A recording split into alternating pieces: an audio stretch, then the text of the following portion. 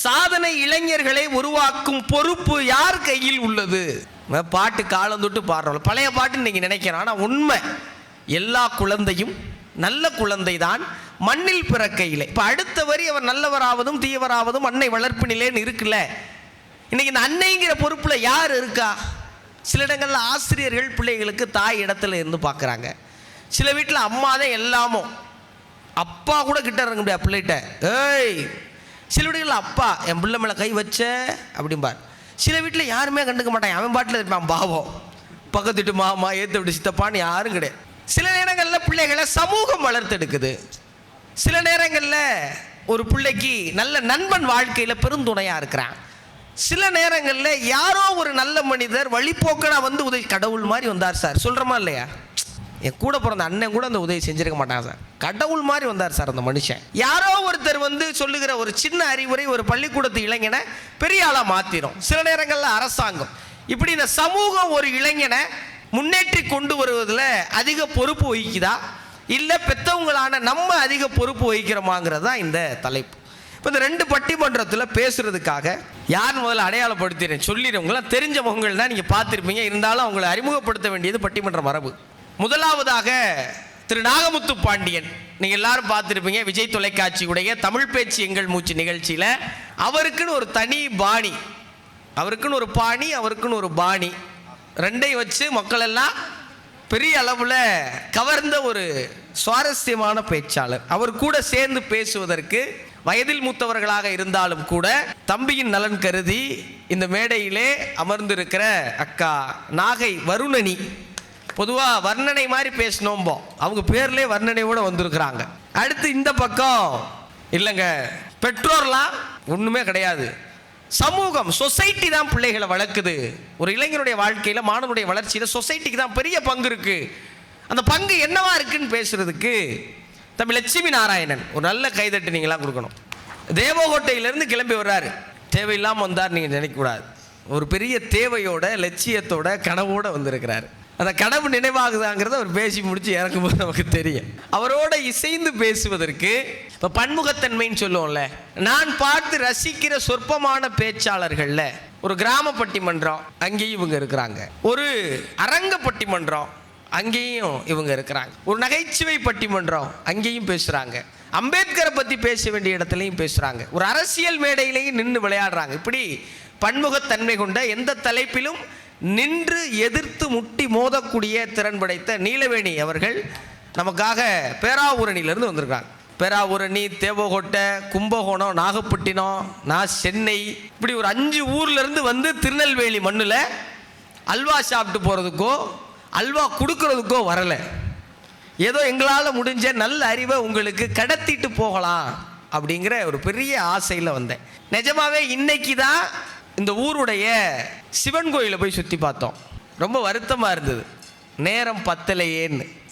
எவ்வளவு அழகான சிற்பம், எவ்வளவு அழகான கலை நுணுக்கம், எவ்வளவு அழகான, பார்த்துக்கிட்டே இருக்கலாம். கற்சிலையும் அழகாக இருக்குது, வெங்கலச்சிலையும் அழகாக இருக்குது, அம்பாளும் அழகாக இருக்கிறாங்க, திருமாலும் அழகாக இருக்கிறாரு, சிவபெருமானும் அழகாக இருக்கார். கொஞ்ச நேரம் சுற்றிக்கிட்டு இருந்தால் நம்மளும் அழகாயிருவோம் போருக்கு அந்த கோயிலுக்குள்ளே. அப்படி அவ்வளவு அழகான ஒரு கோவிலை பார்க்க நேரம் இல்லையேன்னு ஓடி வந்தோம். அப்புறம் இன்னைக்கு தான் முதல்ல இருட்டு கடையை பார்க்கலான்னு போனேன். கரெக்டாக அந்த வளைவு வரும்போது இடது பக்கம் பார்க்காம வலது பக்கம் பார்த்துட்டேன். இன்னைக்கு மிஸ் ஆயிடுச்சு. கடைக்குள்ளதான் இருட்டாக இருக்கும். எனக்கு அந்த கடையே இருட்டாக இருக்குது. 3 வாட்டி திருநெல்வேலி வந்துட்டேன், ஒரு தடவையும் பார்க்க முடியல. அது சொன்னாங்க, தம்பி கடை தான் இருட்டு, ஆனால் ஒரு கல்யாணம் ஒன்று பண்ணாங்க, மிரட்டுன்னு மிரட்டிட்டாங்க. இருட்டில் இருந்து கூட இந்த உலகிற்கு வெளிச்சம் காட்ட முடியும் என்று காட்டுகிற திருநெல்வேலியில் இந்த தலைப்பை எடுத்துக்கொண்டு வந்து உங்ககிட்ட சேர்க்கறதுல கூடுதல் மகிழ்ச்சி இருக்கு. ஏன்னா அத்தனையும் பதிவாகுது. பேச்சாளர்களே 5 பேர் தான் இருக்கோம், கேமரா 15 இருக்கு. அதுபோக உங்கள் செல்போன்லாம் நீங்கள் உள்ளே வச்சுக்கிட்டு வேற எடுத்துக்கிட்டு இருக்கீங்க. இது லட்சக்கணக்கான மக்கள்கிட்ட போகுங்கிற பெரிய நம்பிக்கை எங்களுக்கு இருக்கு. இந்த நிகழ்வை ரொம்ப சுவாரஸ்யமாக எடுத்துட்டு போகணும் அப்படிங்கிற பெரிய விருப்பத்தோட முதலாவதாக பெற்றோர்களுக்கு தான் அதிக பொறுப்பு இருக்கு அப்படின்னு பேசுறதுக்கு என் உற்ற தோழரும் நல்ல உரையாளரும் நகைச்சுவை பேச்சாளருமான நாகமுத்து பாண்டியனை உங்க கைதட்டலோட வருக அன்போடு வரவேற்கிறேன். நடுவர் அவர்களே, நாம திருநெல்வேலியில நின்று பேசிக்கிட்டு இருக்கோம். திருநெல்வேலிக்கு பெயர் காரணமே நெல்லுக்கு வேலி. நெல்லை விதைச்சவன் தான் பாதுகாப்பா பொறுப்பா வேலி போட்டு அதை வளர்க்கணும். அது மாதிரி பிள்ளையை பெற்றவங்க தான் அதை பொறுப்பா பாதுகாப்பா வளர்க்கணும். பெற்றோர்களே நான் பேச வந்திருக்கேன். நல்லா இருந்துச்சு. ஆனா எதிரணியில ஒரு பூமரங்கள் ஒரு பூமராண்டி உட்கார்ந்துருக்காங்க.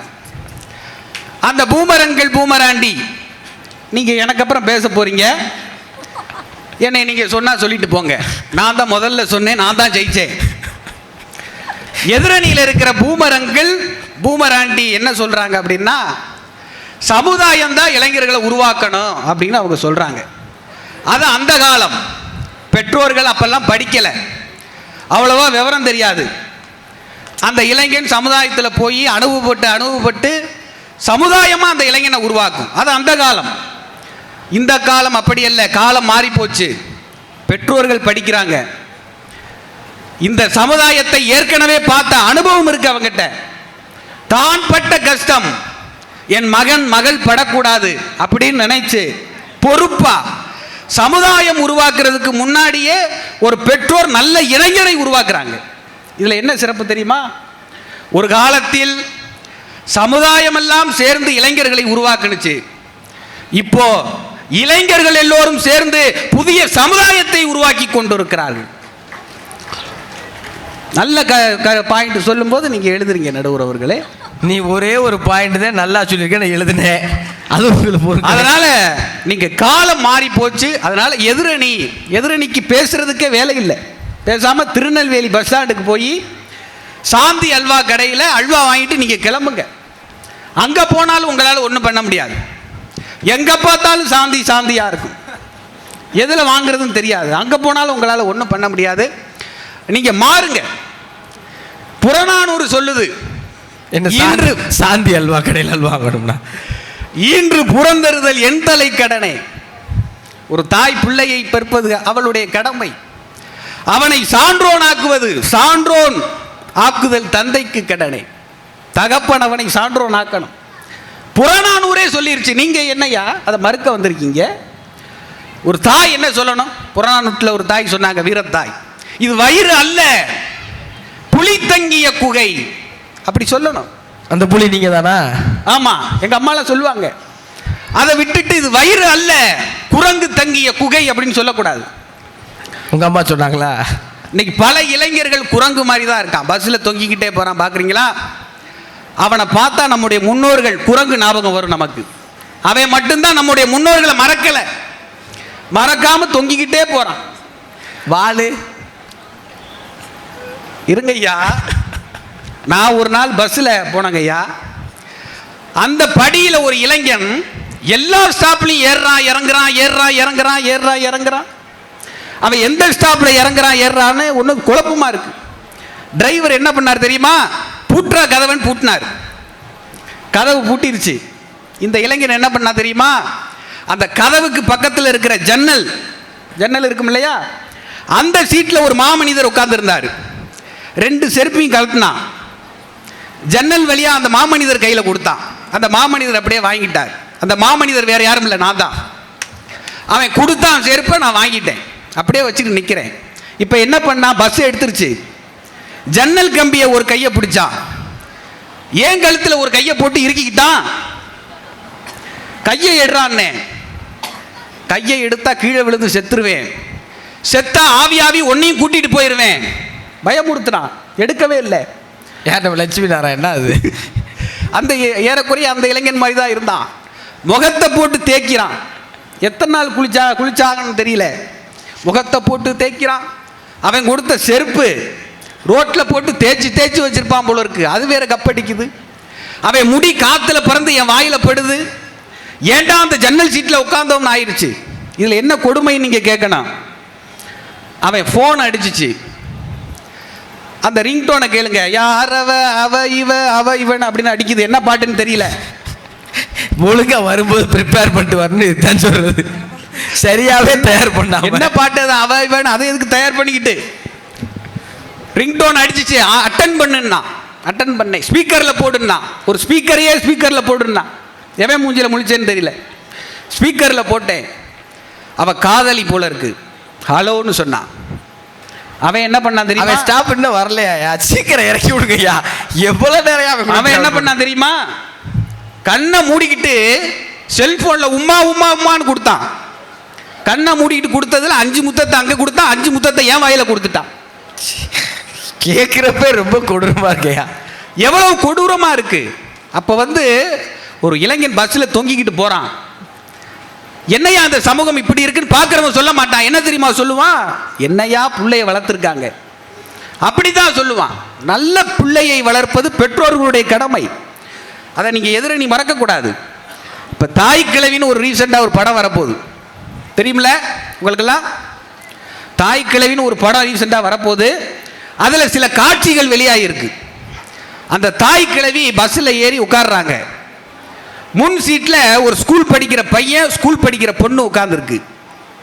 இந்த ஸ்கூல் படிக்கிற பொண்ணு அந்த வயசுல பாருங்க, அந்த பையனை பார்த்து பாடுது செல்போனை வச்சுக்கிட்டு. என்ன பாடுது? எங்க அம்மாவுக்கு நல்ல மருமகனா எங்க வீட்டுக்கு வாடா.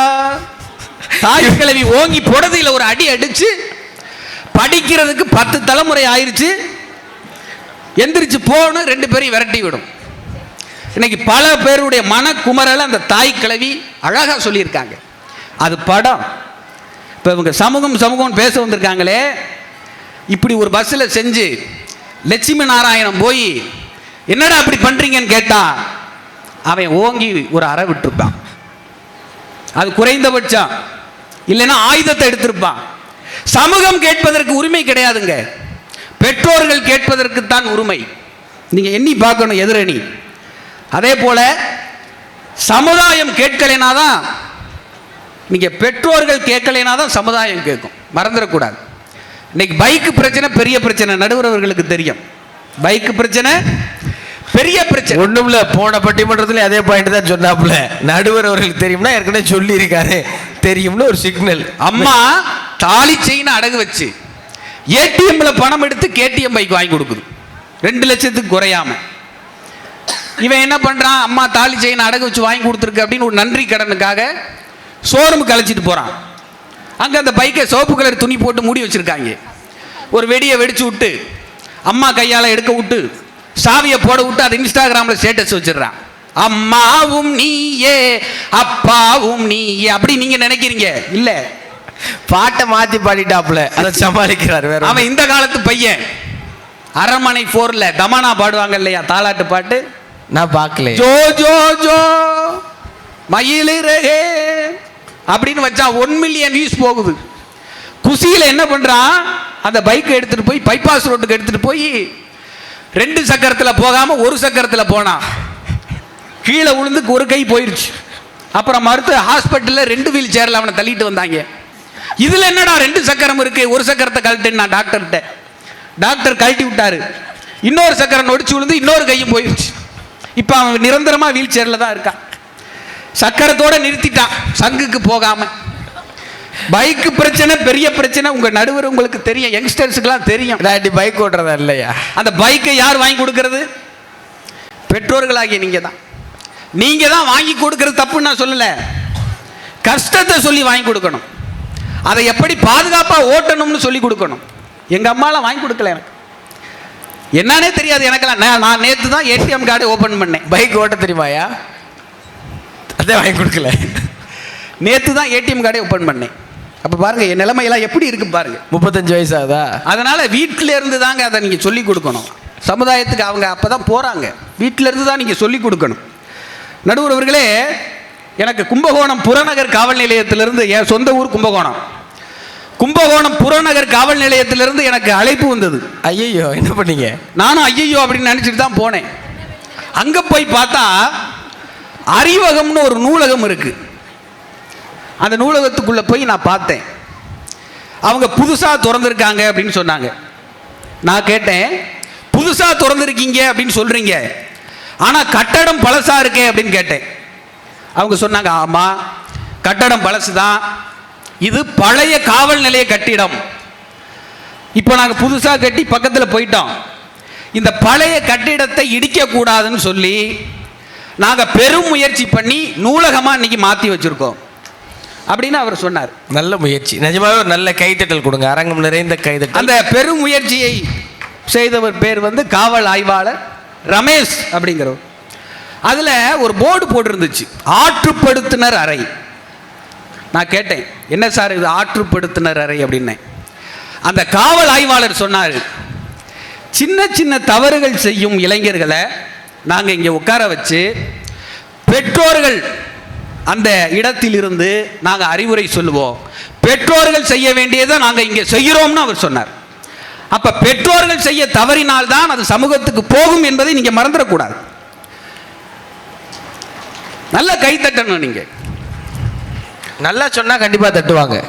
தேசப்பிதா காந்தி மகானை நம்ம எடுத்துக்கணும். சிறு வயதில் புகை பிடித்து அதுவும் வட்ட வட்டமாக விட்டு அண்ணனுக்காக திருடி. காந்தி புகைப்பிடித்தார், ஓகே, வட்ட வட்டமா விட்டார். நீங்க பார்த்த சுயசரிதையில் இருக்குங்க ஐயா, நான் எதுவும் சொல்லலை, மிகைப்படுது. எப்படி காந்தி வட்ட வட்டமா விட்டார் எழுதியிருக்காரு, இருக்கு, சுயசரிதையில் இருக்கு. பாருங்க, நம்ம எல்லாம் புத்தகம் படிக்கலைன்னா படிச்சாலும் என்னெல்லாம் நம்ம காதுல பூ சுத்துறாங்கன்னு சுத்துங்க, சீக்கிரமா சுத்துங்க. இப்ப முதல்ல இருந்து தான் வரணும். தேசப்பிதா காந்தி மகான் சிறு வயதில் புகை பிடித்து அதுவும் வட்ட வட்டமாக விட்டு அண்ணனுக்காக திருடி இப்படி செய்யக்கூடாத தவறுகளை எல்லாம் செய்கிறார் காந்தி. அவர் செய்த தவறுகளில் சில தவறுகளை ஒரு கடிதத்தில் எழுதி, அதாவது அப்பாவுக்கு மன்னிப்பு கடிதம் எழுதி ஒரு மேசையிலே வைத்துவிட்டு மூலையில் போய் ஒளிகிறார். அப்பா வருகிறார், கடிதத்தை படிக்கிறார். படிக்க படிக்க அவர் கண்களில் இருந்து நீர் வழிகிறது. அந்த கண்ணீர் துளிகளில் கடிதம் நினைந்து இரண்டாக கிழிகிறது. காந்தி செய்த தவறுகளும் அழிகிறது. அந்த தந்தையின் கண்ணீர் துளிதான் சாதாரண காந்தியை மகாத்மா காந்தி ஆக்கியது. இப்ப பாருங்க, திருத்த வேண்டியது யாருடைய கடமை? பெற்றோர்களுடைய கடமை. கலாம் ஐயாவை எடுத்துக்கணுங்க ஐயா. ராமேஸ்வரத்தில் அவர் சிறுவயதாக இருக்கும்போது இரவு உணவு நடக்குது அவர் வீட்டில். கலாமினுடைய அம்மா சப்பாத்தி சுட சுட சுட சுட கலாம் சாப்பிட்டு கொண்டே இருக்கிறார். கலாம் வந்து உங்களை மாதிரி நல்லா சாப்பிடக்கூடிய ஒரு பையன். ஆமா, பையன், சின்ன சின்ன வயதுல சொல்றேன். அம்மா சுட சுட கலாம் சாப்பிட்டுக்கிட்டே இருக்கார். ஒரு கட்டத்தில் அம்மாவுக்கு வச்சிருந்த சப்பாத்தியும் கலாம் சாப்பிட்டுறார்.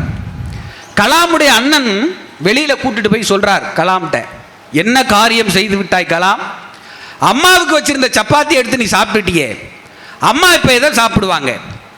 கலாம் சொன்னார், அந்த சப்பாத்தி எடுக்கும் போதே சொல்லியிருக்கலாமே அண்ணா அப்படின்னு. அண்ணன் சொன்னார், எப்படி சொல்லுவாள் தாய்? தான் சாப்பிடாவிட்டாலும் தன் மகன் சாப்பிட வேண்டும் என்று நினைப்பவள் தான் தாய். அப்ப கலாமுக்கு ஒரு பதபதைப்பு வருது, அடுத்தவங்க சாப்பிட வேண்டியதை நம்ம எடுத்துட்டோமே. அந்த பதபதைப்பு அவர் குடியரசுத் தலைவர் ஆகி பதவி காலம் முடிந்து வெளியே வர வரைக்கும் அவர் மனதில் இருந்துச்சு. அம்மா அன்னைக்கு சப்பாத்தி சுட சுட சுட சுட சுட்டதுனால தான் கலாம் எதையும் குடியரசுத் தலைவர் மாளிகையிலிருந்து சுடாம வெளியே வந்தார். இதை கலாமே எதிர்பார்க்க மாட்டேயா. வெளியே ஏதோ ஒரு பெரிய கருத்து சொல்ல போறீங்க ஊருக்கு. இல்லை, நல்லா இருந்தது, கைதட்டுங்களேன். இது எவ்வளோ முக்கியமானது பாருங்களேன். கலாம் வந்து அங்கே போகிற ராஷ்டிரபதி பவனுக்குள்ளே போகும்போது அங்கே ஒரு 6 அடி உயரத்தில் ஒரு ஊழியர் இருக்கார். அவர் வேலை என்னன்னா, அங்கே வருகிற குடியரசுத் தலைவருடைய கால் அணி இருக்குல்ல, ஷூ, அதை கலட்டி வைக்கிறது. கலாம் உள்ள வந்த உடனே அவர் வர்றாரு, காலுக்கிட்ட நுழைஞ்ச உடனே கலாம் நின்று வேலை என்ன நினைக்கிறார், உங்கள் காலணிகளை கலட்டுறது யாருன்னொடனே கலாம் சொல்லிட்டார், அதெல்லாம் பண்ணக்கூடாது தம்பி, என் காலணியை கலட்டிக்க எனக்கு தெரியும், உனக்கு இங்கே வேலை இல்லைன்னொடனே அந்த அழுதுட்டான். ஐயா, நீங்கள் காலணியை கலட்டுங்க, கலட்டாமல் போங்க, ஏன் வேலையை எடுத்து விட்டு போயிடாங்க அப்படின்னு இருக்கான். அப்போ சரி, ஓகே, உனக்கு வேற வேலை தானே, நீ இங்கே தோட்டக்காரன் அப்படின்னு இருக்கார். உடனே தோட்டக்காரர் ஆகிட்டார். 5 ஆண்டு காலம் பதவி காலம் முடியுது. ராஷ்டிரபதி பவன்லேருந்து கலாம் ஐயா கிளம்புறாரு. ஒரே ஒரு சூட்கேஸ் தான், பெருசாக விட்டு வேறு ஒன்றும் கிடையாது. அப்போ தோட்டக்காரனை கூப்பிட்டு சொல்லியிருக்காரு, ஐயா வந்த அன்னைக்கு என்னை வேலை விட்டு கிளப்பிடாத நீ சொன்ன, இன்னைக்கு நீ வேலையில் இருக்க, நான் போகிறேன் பார்த்தியா அப்படின்னு இருக்கார். அப்புறம் சொல்லியிருக்காரு, அந்த பூத்தொட்டிக்கு பூச்சட்டி பூக்கு ஊத்துற அந்த தண்ணி தொட்டி இருக்குல்ல, தண்ணி அந்த வாளி, அதை எடுத்துட்டு வந்துட்டார். என் சூட்கேஸ் மேலே ஊத்துன்னு இருக்கார் கலாம் ஐயா. ஐயோ ஈரமாயிரம், ஊத்தியா அப்படின்னு இருக்கார். தண்ணியை ஊற்றுனதுக்கப்புறம் ஏயா ஊற்ற சொன்னீங்கன்னு அவர் கேட்டாராம். அப்போ கலாம் சொன்னாராம், ராஷ்டிரபதி பவனிலிருந்து ஒரு தூசியை கூட கலாம் எடுத்துக்கொண்டு செல்லவில்லை என்று இந்த உலகத்துக்கு புரியட்டும்னு கலாம் சொன்னார். அது எங்கே சப்பாத்திலேருந்து வந்திருக்கு. பரவாயில்ல, கும்பகோணத்துலேருந்து ஒரு நல்ல பாயிண்ட் வந்திருக்கு. கடைசியாக என்ன சொல்கிறீங்க? நிறைவா ஒரு 2 செய்தியோட முடிச்சிடுறேங்க. ஒன்றுதான், சீக்கிரம் சொல்லுங்க, நேரமாச்சு. ஒரு செய்தியோட முடிச்சிடுறேன். உங்களை வச்சு தான் நான் ஆரம்பித்தேன். சாப்பிட்டு வீடியோ போகிறது அப்படி தான் ஆரம்பித்தேன், அதோட முடிக்கிறேன். இயக்குனர் சீனு ராமசாமி ஒரு கவிதை எழுதியிருக்காருங்க, நிலைங்கிற தலைப்புல. அந்த கவிதையை சொல்லிட்டு உங்களை சொல்லி நான் முடிச்சிடுறேன். நிலை, அந்த மாசி வீதியின் கல் சந்துகள் அப்படின்னு அந்த புத்தகத்தின் பெயர். நிலை, ஒரு நாளும் ஒரு வேளையும் என் பசியை சொற்களில் சொன்னதில்லை, கண் பார்த்து மௌனித்திருப்பேன், அறிந்து தரும் தாயின் மகன் நான், இங்கு திசையெல்லாம் கையேந்த சொல்கிறது அற்ப வாழ்வு அப்படின்னு அந்த கவிதையை சொல்லியிருப்பார்.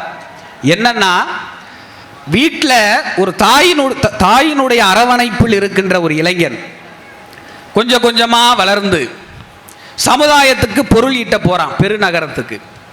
இப்போ அவன் வீட்டில் இருக்கும்போது அம்மா பசிக்குது அப்படின்னு அம்மாட்ட அவன் கேட்கறதுக்கு முன்னாடியே அவன் முகத்தை பார்த்து அம்மா அவன் பசியோடு இருக்கிறான்னு அறிந்து தருவாளாம் தாய். இப்போ வளர்ந்து வளர்ந்து இவன் சமுதாயத்துக்கு பொருளீட்ட போயிட்டான். அந்த சமுதாயத்தில் அவன் பசியோடு இருக்கானா இல்லையான்னு கேட்க வேறு யாருமே இல்லை, அவன் தாயை தவிர. அவனாக தான் போய் கையேந்தி ஒவ்வொரு உணவகமாக போய் அவன் சாப்பிடணும். அப்படி நீங்கள் சிந்திச்சு பார்க்கணும். என்னென்னா, இந்த உலகத்தில் ஒரு இளைஞனுக்கு ஆகச்சிறந்த மோட்டிவேஷன் எது தெரியுமா? அவங்க அம்மா அந்த இளைஞனுக்கு ஃபோன் பண்ணி சாப்பிட்டியா அப்படின்னு கேட்கறது தான். அப்படி முத்துக்குமரனினுடைய, அவர் என்னுடைய நண்பன், அதனால் பெயர் சொல்லிட்டேன், மதிப்பிற்குரிய நடுவரையா அவர்களுடைய அம்மா, இவர் சென்னையிலே கஷ்டப்படுகிற போதெல்லாம் இரவு நேரத்தில் ஃபோன் பண்ணி மகனே சாப்பிட்டியா, முத்துக்குமரா சாப்பிட்டியான்னு கேட்டபோது, இதை யார் சொன்னா, எங்க அம்மாவா நானாவும்? அவரா சொல்லிக்கிறேன். முத்துக்குமரா சாப்பிட்டியான்னு கேட்டபோது முத்துக்குமரன் அவர்கள் என்ன தெரியுமா சொன்னார்?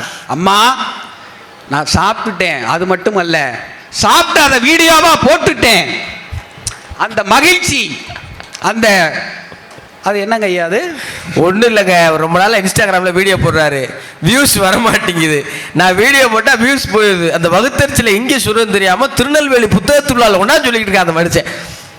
அந்த ஆறுதல், அந்த தாய் கொடுத்த ஆறுதல் தான் இன்னைக்கு நீங்கள் இவ்வளோ பெரிய உயர்ந்த இடத்தில் அமர்ந்திருக்கிறீர்கள்.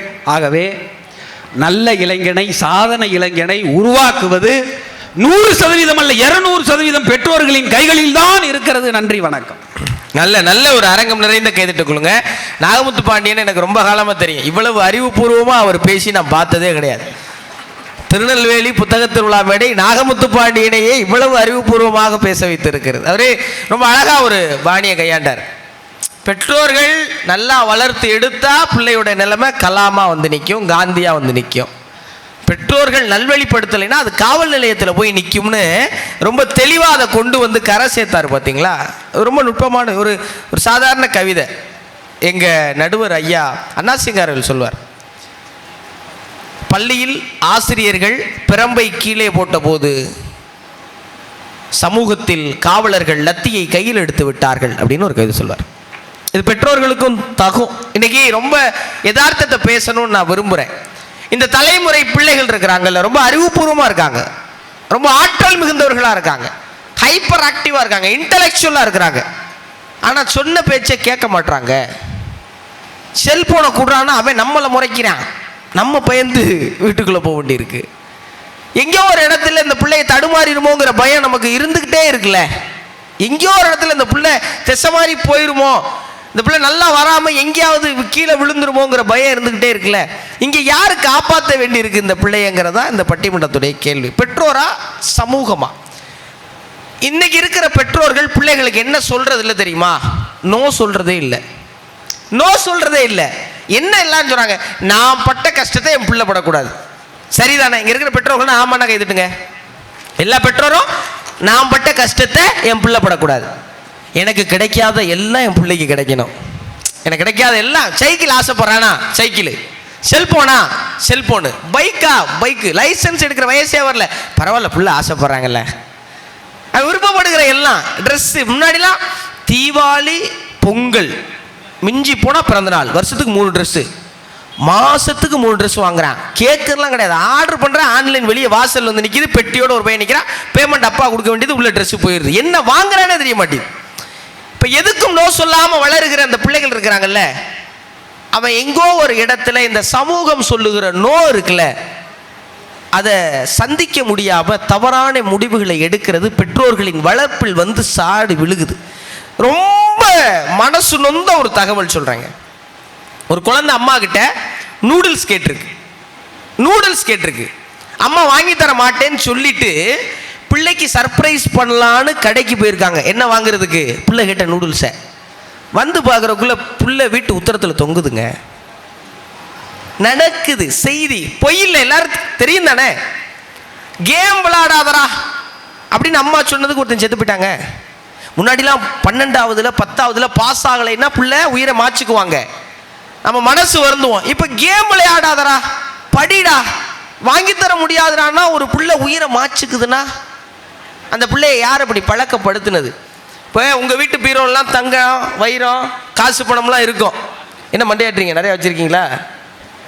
இருக்கும். எங்கள் வீட்டு பீரோவில் என்ன இருக்குன்னு தெரியுமா? முறுக்கு, அதிரசம், பிஸ்கெட்டு. நெசமா எங்கள் அம்மா ஒரு நாளைக்கு 2 தான் கொடுப்பாங்க. மறுபடியும் எடுத்து பீரோக்குள்ளே பூட்டி வச்சுக்கிடுவாங்க. அதுக்கு மேலே மறுநாள் கிடைக்காது. இதுக்கு மேலே இன்னைக்கு கிடைக்காதுன்னு பழகுனதுனால தான் சென்னையில் 3 வேளை சோறு கிடைக்காத போதும் நான் வெறும் வயிற்றோட கிடந்து போராடி இருக்கேன். இன்னைக்கு பெற்றோர்களுக்கு எங்கேயோ தடுமாறிடுறாங்கல்ல. அப்படி தடுமாறினா சிரமம்னு நாகமுத்து சொல்கிறேன். இப்போ நாகமுத்து பேசின பேச்சுக்கு சமூகத்துக்கு எந்த பொறுப்பு இல்லைன்னு எப்படி சொல்லுவீங்க அப்படின்னு எதிர்கேள்வி வைக்கிறதுக்கு தேவகோட்டையிலேருந்து வந்து இன்னைக்கு காலையிலேருந்து சாயங்காலம் வரைக்கும் அவர் கூட சண்டை போட்டுக்கிட்டே இருந்த லட்சுமி நாராயணன் என்ன பதிலடி கொடுக்க போறார்? ஒரு அரங்கம் நிறைந்த கைதட்டலோட. உண்மையாவே திருநெல்வேலினாலே அடுவர்களே பொருணை நாகரிகம் நாங்க. ஆனா நான் சொல்றேன், திருநெல்வேலி பொருணை நாகரிகம் அப்படிங்கிறத தாண்டி இது ஒரு கருணை நாகரிகம். பேச்சாளர்கள் நல்ல பாயிண்ட் பேசினா கருணையோடு கைத்தட்ட வேண்டும் என்கிற நாகரிகம் இங்கேதான் இருக்கிறது நடுவர்களே. அதுக்கும் கைதட்டு வாங்கல, நீ எதுக்கு தான் கைதட்டு வாங்க போற? நல்ல பாயிண்ட் சொல்லி கைதட்டு வாங்கிருப்பேன். சாமி நல்லா கைதட்டுறாங்க, நீங்க நெகட்டிவா பேசாம இருங்க. கோழி காலை கடிச்சு கோடிக்கணக்கான ரசிகர்களுடைய இதயத்தில் இடம் பிடிச்ச நடுவர் அவர்களே, என்ன தலைப்பு கொடுத்திருக்கீங்க நடுவர் அவர்களே? அது தெரியாம தான் இவ்வளவு நேரம் ஆத்திக்கிட்டு இருந்தியா நீ? நாங்க என்ன பாவம் பண்ணோம் இப்படி ஒரு தலைப்பை கொடுத்திருக்கீங்களே எங்களுக்கு? நீ பாவம் பண்ணல தம்பி, அங்கிருந்து என்னை நம்பி வந்து உட்கார்ந்துருக்காங்கல்ல, இவங்க தான் பாவம் பண்ணியிருக்காங்க. சாதனை இளைஞர்களை உருவாக்குவது பெற்றோரா சமூகமான்னு நீங்க கொடுத்திருந்தா கூட ஈஸியா பேசியிருக்கலாம். ஆனால் பொறுப்பு என்கிற ஒரு வார்த்தையை சேர்த்து எங்கள் தலையிலே மிகப்பெரிய பொறுப்பை நீங்கள் கொடுத்திருக்கிறீர்கள். அந்த நம்பிக்கையை நிச்சயமா நாங்க காப்பாற்றுவோம். இன்னைக்கு எங்க இளைஞர்கள் எப்படி இருக்கான் சார்? எப்படி இருக்கான் சொல்லிடுறா, தயவு செஞ்சு முடியலடாங்களா. எங்க இளைஞர்கள்ட்ட போய் ஒரு கேள்வியை கேட்டு பாருங்க. நிம்மதினா என்ன, சந்தோஷம்னா என்னன்னு மட்டும் கேளுங்க. சின்ன வயசுல இந்த 2 பேரையும் எப்பயோ கேள்விப்பட்ட மாதிரியே இருக்கேன்னு யோசிக்கிறான். யாருக்கும் நிம்மதி இல்லை, யாருக்கும் சந்தோஷம் கிடையாது. காலையில எந்திரிக்கும் போது உங்க இன்ஸ்டாகிராம் ரீல்ஸ்ல சீக்ரெட் ஆஃப் சக்சஸ் சீரீஸ் பார்க்கறான், மோட்டிவேஷன் ஆயிடுறான். மத்தியானம் ஆனா எமோஷன் ஆயிடுறான். நைட் ஆனா வாழ்க்கையில என்ன பண்றதுன்னு தெரியாம கன்ஃபியூஷன் ஆயிடுறான். குழப்பத்திலே இருக்கான். அந்த பையன் இவன் தான் நினைக்கிறேன் சார். நான் ஸ்கூல் படிக்கும் போது எங்க டீச்சர் சொன்னாங்க என்ன பார்த்து, 12th வரைக்கும் நல்லா படிங்கடா, வாழ்க்கை பூரா சந்தோஷமா இருக்கலாம் நாங்க. சார் இப்பதான் எங்களுக்கு தெரியுது வாழ்க்கையில நாங்க சந்தோஷமா இருந்ததே 12th வரைக்கும் தான் அப்படின்னு. இப்படி எங்களை புலம்ப வைத்தது யார்? அதான் என்னுடைய கேள்வி. பெற்றோரா சமூகமா? சமூகம் தானே. நான் 7 வயசா இருக்கும் போது நான் என்ன ஆசைப்பட்டேன் தெரியுமா நடுவர் அவர்களே? டாக்டர் ஆகணும்னு ஆசைப்பட்டேங்க. 15 வயசுல இன்ஜினியர் ஆகணும்னு ஆசைப்பட்டேன். இப்ப 25 வயசு பழையபடி குழந்தையாவே ஆகணும்னு ஆசைப்படுறேன். எது அதான் முடியாதது பூரா ஆசைப்பட்டிருக்காம பாருங்க புள்ள. எங்க பெற்றோர் யாரை நம்பி பிள்ளைகளை வெளியில அனுப்புறாங்க? ஒரு இளைஞன் எங்க அதிகமான நேரம் இருக்கான்? வீட்லயா வெளியிலையா சமூகத்திலயா? யோசிச்சு பாருங்க. தூங்குறது மட்டும்தான் வீட்டில். அதிகமான நேரத்தை ஒரு இளைஞன் செலவிடுவது எங்க? வெளியில. அவன் கற்றுக்கொள்ளக்கூடிய நல்ல பழக்கம், கெட்ட பழக்கம், அத்தனை பண்பு நலன்கள், இது எல்லாமே வெளியில பழகக்கூடிய அவனுடைய நண்பர்களோடு வெளியில இருக்கக்கூடிய மனிதர்கள்ட்ட இருந்து தான் அவன் கத்துக்கிறான்னா, அவன் நல்லவனாகிறதும் சரி கெட்டவனாகிறதும் சரி அது சமூகத்தினுடைய கையிலே இருக்கிறது என்பதுதான் எங்களுடைய வாதம். கொஞ்ச நாளைக்கு முன்னாடி ஒரு பெண் குயின் ஒன்று 20 வருஷத்துக்கு முன்னாடி தனியா போய்கிட்டு இருந்துச்சு எங்கேயோ. அதை வீடியோவா எடுத்து போட்டு எல்லாரும் ஆளுக்கு ஆறுதல் சொல்றாங்க. பாவம் அந்த பெண் குயிலுக்கு யாராவது இருக்கானா? யாருமே இல்லையே, அது இப்படி அனாதையா தெரியுதே அப்படின்னு பெண் குயிலுக்காக அந்த சமூகம் பொங்குது. நான் பிறந்ததுலேருந்து தனியா இருக்கேன் சார், எனக்கு ஒரு ஆதரவு இல்லாம. நம்ம நடுவர் எடுத்துக்கங்க, அவரே ஒரு ஃபோன் பண்ணா எடுக்க மாட்டேங்கிறாரு, ஒரு மெசேஜ் பண்ணா ரிப்ளை பண்ண மாட்டேங்கிறாரு. தம்பி தலைப்ப மாதிரி எங்கெங்கேயோ போயிட்டு இருக்கீங்க. அப்ப பெண்குயினுக்காக ஆறுதல் சொல்லக்கூடிய சமூகம் எங்க இளைஞன் வேதனைப்படும் போது அவனுக்கு ஆறுதல் சொல்லுதா? பின்ன சமூகம் எல்லாம் சேர்ந்து வந்து உங்களுக்கு என்ன செய்யணும் எதிர்பார்க்குறீங்க? எங்களுடைய வலிகளை நாங்கள் பகிரும்போது அதை காது கொடுத்து கேட்பதற்கு இந்த சமூகம் தயாராக இருக்கிறதா நடுவர் அவர்களே? இல்லையே. கேட்கறதுக்கு தயாரா இருக்கா? நண்பன் சரியா இருக்கானா? எங்க இளைஞர்கள் இந்த சமூகத்தை பார்த்து பயப்படுறான். யார் யாரெல்லாம் பார்த்து பயப்படுறான்? சொந்தக்காரனை பார்த்தா பயப்படுறான். ஏன் ஒருத்தன் சொல்றான், ஒரு சொந்தக்காரன் வீட்டு விசேஷத்தை அட்டன் பண்றதும் 100 இன்டர்வியூ அட்டன் பண்றதும் ஒண்ணுங்கிறான். ஏன்னா பார்க்கும் போதெல்லாம் கேள்வி மேல கேள்வி. என்ன வேலை பார்க்குற, எவ்வளோ சம்பளம், எப்போ கல்யாணம். சின்ன தப்பு ஒரு இளைஞன் பண்ணா கூட சொந்தக்காரங்க பூரா என்ன பண்றான்? குறை சொல்றான். இளைஞர்களை பழி சொல்வதற்கு தயாராக இருக்கிற அந்த சமூகம் இளைஞர்களுக்கு வழி சொல்வதற்கு தயாராக இருக்கிறதா? இல்லையே. தயாராக இருக்க வேண்டும். அந்த பொறுப்பு சமூகத்தினுடைய கையில் இருக்கிறது என்றுதான் நாங்கள் சொல்கிறோம். டாக்டர் ஏபிஜே அப்துல் கலாம் ஐயா அவர்கள் தான் சொல்றாங்க, ஒரு இளைஞன் வாழ்க்கையில வெற்றி பெறணும்னா என்ன பண்ணணும்? வாழ்க்கையில் வெற்றி பெற வேண்டுமே என்கிற பதற்றம் இல்லாமல் முதலில் ஒரு இளைஞன் இருக்க வேண்டும் என்று சொன்னார். ஆனா இந்த சமூகம் இளைஞர்களை அப்படியே வச்சிருக்கு, இப்பவே ஜெயிச்சிரு, இப்பவே ஜெயிச்சிரு அப்படின்னு அவனுக்கு நெருக்கடி கொடுத்து கொண்டே அவனை போட்டு அவசரப்படுத்திக்கிட்டே இருக்கிறது இந்த சமூகம். உண்மையா இல்லையா? எத்தனை பேர் இன்னைக்கு நைட்டு படுத்தோடனே தூங்குறான் சார் இளைஞர்கள்? சொல்றான், பணக்காரங்களை கூட பார்த்து நான் பொறாமப்படுறது இல்லை, படுத்த உடனே தூங்குறவனை பார்த்து பொறாமப்படுறேன் அப்படிங்கிறான். தூக்கமே இல்லை. தூக்கமே இல்லாம ஆக்குனது யார் நடுவர் அவர்களே? உங்க செல்போன் தான் தம்பி. அதை ஓரமா வச்சிருந்தீங்கன்னா நீ ஒழுங்கா தூங்கியிருப்ப. நைட்டு பூரா அதை எடுத்து வச்சுக்கிட்டு இல்லாத சேட்டை. இப்போ யாராவது ஒரு பையன்கிட்ட போய் என்ன படிக்கிற அப்படின்னு கேட்டா அவன் என்ன சொல்றான்? படிச்சு முடிச்சிட்டேன் அப்படிங்கிறான். அவன் படிக்கிறது காலேஜ். ஆனா அவன் சொல்றது என்ன? படிச்சு முடிச்சிட்டேன். என்ன அர்த்தம் அவனை பொறுத்த வரைக்கும்? காலேஜுங்கிறது படிக்கிறதுக்கான இடம் இல்ல, ஜாலியா இருக்கிறதுக்கான இடம்னு நினைக்கிறான். இந்த எண்ணத்தை அவனுக்குள் விதைத்தது யார்? அவன் பார்க்கிற சினிமா. எந்த சினிமாவது காலேஜில் வந்து படிக்கணும்னு சொல்லி கொடுத்துருக்கா? கூட பழகிற நண்பன் யாராவது அதை சொல்லி கொடுத்துருக்கானா? இது போக காலேஜில் இன்னொரு பழக்கம் வருது. என்ன? காதல், கல்லூரி காதல், இன்னொரு டிஸ்ட்ராக்ஷன். அதுக்கு யார் காரணம்? கூட இருக்கிற நண்பன். நம்ம நண்பனை பொறுத்த வரைக்கும் நம்மளை கோத்து விடணும்னு முடிவு பண்ணிட்டான்னா காலேஜ் பிரின்சிபல்கிட்ட கோத்து விட மாட்டான், ப்ரொஃபஸர்கிட்டையும் கோத்து விட மாட்டான். எங்கேயோ பார்த்துக்கிட்டு இருக்கிற ஒரு பொண்ணை, மாப்பிள்ள அவன் உன்னைய தாண்டா பார்க்குறான்னு நம்மள்கிட்ட கோத்து விட்டு போயிடுவான். நடக்குதா இல்லையா? அப்போ கூட பழகிற நண்பனுக்கு அந்த பொறுப்பு இருக்கு. ஆனால் பொறுப்போட நண்பன் இருக்கானா? நண்பனுக்கு அந்த பொறுப்பு இருக்கிறது. அந்த பொறுப்பை நண்பன் ஏற்றுக்கொள்ள வேண்டும். அவனும் சமூகத்தில் ஒரு ஆள், ஆனால் ஏற்றுக்கொள்ளவில்லையே. இதன் விளைவா என்ன ஆகுது? அன்னைக்கு பேசிட்டு போறான் 4 இளைஞர்கள். நீ எத்தனைடா வச்சிருக்க? 4. நீ எத்தனை வச்சிருக்க? 6. என்னது? அரியர். ஆளுக்கு ஒரு அவார்டு வாங்கின மாதிரி பேசிட்டு போறான். சார் நீ 4 வச்சிருக்க, நான் 6 வச்சிருக்கேன் அப்படின்னு. சரி, இப்போ காலேஜ் படிச்சு முடிச்சுட்டாங்க. அதுக்கடுத்து வேலைக்கு போறான். வேலை கிடைக்குதா? அதுக்கு இந்த சமூகம் எவ்வளவு அழுத்தங்களை கொடுக்கிறது. காம்படிட்டிவ் எக்ஸாம் எழுதுன்னு சொல்லுது, எழுதுறான். அதுக்கப்புறமும் வேலை தேடி போறான். என்ன கேட்குறாங்க? எக்ஸ்பீரியன்ஸ் இருக்கா? வேலை தேடி போறவனை பார்த்து எக்ஸ்பீரியன்ஸ் இருக்கான்னு இந்த சமூகம் கேட்குது. வேலைன்னு ஒன்று கொடுத்தாதானே சார் அவனுக்கு எக்ஸ்பீரியன்ஸ்னு ஒன்னே இருக்கும். வேலைன்னு ஒன்று கொடுத்தாதானே எக்ஸ்பீரியன்ஸ் இருக்கும். வேலையே கொடுக்காம எக்ஸ்பீரியன்ஸ் இருக்கான்னு கேட்குது. அப்ப இந்த சமூகம் பொறுப்பற்று தானே இருக்கிறது நடுவர் அவர்களே. ஒரு லஞ்ச ஒழிப்புத்துறை அதிகாரியாக ஒரு இளைஞன் ஆக வேண்டும் என்று ஆசைப்பட்டால் கூட அவனிடம் கூட இந்த சமூகம் லஞ்சம் கேட்கிறதா இல்லையா? மகனுக்கு பர்த் சர்டிபிகேட் வாங்குறதுக்கு அப்பா லஞ்சம் கொடுக்க வேண்டியிருக்கு.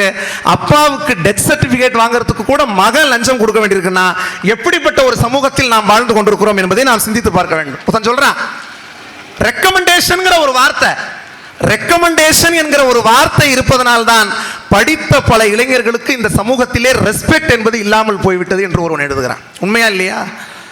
அதோட அடுத்த விஷயம் வாங்க, கல்யாணம். நம்ம 90s கிட்ஸ் பசங்கள்ட்ட பூரா கேட்டு பாருங்க சார். சுனாமியை பார்த்துருக்கியா? பார்த்துருக்கேன் அப்படிங்கிறான். கொரோனாவை பார்த்துருக்கியா? பார்த்துருக்கேன். அப்ப என்னதான் நீ பார்க்கல? கல்யாணத்தை தவிர வாழ்க்கையில எல்லாத்தையும் பார்த்துருக்கேன் அப்படிங்கிறான். ஒழுங்கா படிச்சு நல்ல வேலைக்கு போனா வரப்போகுது. என்ன காரணம்? கல்யாணமே பிசினஸ் மாதிரி ஆயிடுச்சு இன்னைக்கு. பணம் இல்லாம ஒரு பொண்ணுக்கு கல்யாணம் ஆகாம இருந்தா வரதட்சணை கொடுமை. ஆண்களுக்கு மட்டும் எப்படி இருக்கு? எவ்வளவு கண்டிஷன் போடுறீங்க இந்த சமூகத்தில். விலை உயர்ந்த கார் இருக்கணும், 5 இலக்கத்தில் சம்பளம் வாங்கணும், நாத்தனார் இருக்கக்கூடாது, தனி குடித்தனம் வேணும். 1 லட்சம் கண்டிஷன் போட்டு அவனுக்கு கல்யாணமே ஆகாமல் கிடக்கு. சரி, எதுவுமே நாங்கள் சாதிக்க முடியலையே, கல்யாணம்னு ஒன்று பண்ணி ஒரு பொண்ணு வந்ததுக்கு அப்புறமாவது நாங்கள் சாதிக்கலாம்னு பார்த்தா அதுலேயும் இந்த சமூகம் மண்ணள்ளி போட்டுருச்சு. என்னோட ஒருவர்களே, இப்போ எனக்கெல்லாம் 26 வயசு சார். என் நிலைமை என்ன யோசிச்சு பாருங்க. நீ திருநெல்வேலி எதுக்கு தம்பி வந்தீங்க? எனக்கு தெரியல. எல்லாத்துக்கும் ஒரு கூடுதல் பலனை எதிர்பார்த்து தான். நேரம் ஆச்சு தம்பி, உன் பலன் முடிஞ்சிருச்சு. நிறைவா எல்லாரும் படம் பார்க்குறாங்க. பார்க்குற சினிமா ஏதாவது ஒரு நல்ல விஷயத்தை கற்றுக் கொடுக்குதா? நீ நல்ல படம் பார்த்தீங்கன்னா நல்ல கற்றுக் கொடுத்துருக்கோம். நம்ம இளைஞர்கள் என்ன சொல்கிறான், பரீட்சையில் பாஸ் ஆனாலும் சரி, ஃபெயில் ஆனாலும் சரி, லவ் சக்ஸஸ் ஆனாலும் சரி, லவ் பிரேக்கப் ஆனாலும் சரி, எல்லாத்துக்கும் ஒன்று கேட்குறான், என்ன ட்ரீட் வைடா மாப்பிள்ளன்னு கேட்குறான். என்ன கேட்குறான்? எல்லாத்துக்கும் ட்ரீட் வைடா. இதை கற்றுக் கொடுத்தது யார்? பெற்றோரா? குடிக்கிறதுக்கு யார் கற்றுக் கொடுத்தா? பெற்றோர் கற்றுக் கொடுத்தாங்களா? எந்த வீட்லையாவது? சமூகம் தானே கற்றுக் கொடுத்தது. எங்க பல பள்ளி கல்லூரிகள் இருக்கக்கூடிய இடத்துல 100 மீட்டர் தூரத்தில் எந்த ஒரு போதைப் பொருளையும் விற்கக்கூடாது என்று சட்டம் சொல்லுகிறது. ஆனால் ஒரு பெட்டி கடையில் கூட கஞ்சாவை கூட மிட்டாயை போல் விற்கக்கூடிய நிலைமை இன்றைக்கு இருக்கிறது என்றால், டிமிக்ஸ் என்கிற ஒரு தொண்டு நிறுவனம் நடத்திய ஆய்வுல சொல்றாங்க, இன்னைக்கு 16 வயசுலேருந்து 25 வயசு இருக்கக்கூடிய இளைஞர்கள்ல 3 ஒரு இளைஞன் போதைக்கு அடிமையாகி இருக்கிறான். 1950 அதிகமாக மது அருந்தக்கூடிய இளைஞர்களுடைய வயது சராசரி வயது 23 இருந்தது. 1990 19 வயதாக இருந்தது. 2026 மது அருந்துகிற இளைஞர்களுடைய சராசரி வயது 13 என்கிற ஒரு நிலை இன்றைக்கு இருக்கிறது என்றால், இதற்கு யார் காரணம்? சிந்தித்து பார்க்க வேண்டும். சமூகம் தான் காரணம். ஆகவே எங்க இளைஞர்கள் எல்லா வகையிலும் வாழ்க்கையில் வெற்றி பெற்று எந்த கெட்ட பழக்கமும் இல்லாம நல்ல பழக்கங்களை, நல்ல பண்பு நலன்களை அனைத்தையும் கற்றுக்கொண்டு வாழ்க்கையில் சாதனை படைக்க வேண்டும் என்றால், அவன் மிக அதிகமாக பழகுகிற, மிக அதிகமாக நேரம் செலவழிக்கிற இந்த வெளி உலகத்தில் இருக்கக்கூடிய இந்த சமூகம், அங்கே இருக்கக்கூடிய மனிதர்கள், அவர்களுக்குத்தான் அந்த பொறுப்பு இருக்கிறது. ஒருவனை, ஒரு குழந்தையை இளைஞனாக வளர்ப்பது வேண்டுமானால் பெற்றோருடைய பொறுப்பாக இருக்கலாம். ஆனால் அவனை சாதனை இளைஞனாக வார்க்கிற பொறுப்பு இந்த சமூகத்திற்கு தான் இருக்கிறது என்கிற ஒரு நல்ல தீர்ப்பை நீங்கள் வழங்க வேண்டும் என்று சொல்லி நல்ல வாய்ப்பிற்கு நன்றி கூறி விடைபெறுகிறேன். நன்றி, வணக்கம். அவர் இளைஞர்களுடைய பிரச்சனையை சொன்னாரா, இல்ல அவருக்கு என்னெல்லாம் பிரச்சனை இருக்குங்கிறத சொன்னாரா அப்படிங்கிறத நம்ம நுட்பமா போய் பார்க்க வேண்டாம். ஏன்னா அவர் ஒரு இளைஞன், அவரே நம்பிக்கிறார். அந்த நம்பிக்கையின் அடிப்படையில் எல்லா பக்கமும் இருந்து நாங்கள் இந்த சமூகத்தினால இறுக்கி பிடிக்கப்படுகிறோமே, எங்களை யார் யார் காப்பாத்துறதுங்கிற ஒரு கேள்வி கேட்கிறார்ல.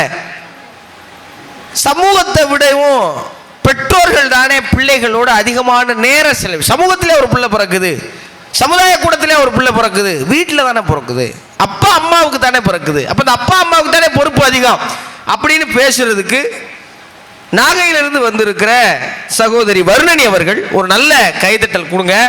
நல்ல விஷயத்திலிருந்து தொடங்கி இருக்கிறாங்க. இல்ல, இப்போ இளைஞர்கள் சார்ந்த ஒரு தலைப்பு. நான் பயந்துட்டேன், நல்ல விஷயத்திலிருந்து தொடங்கி இருக்காங்க பாருங்க, இல்லைன்றீங்களா?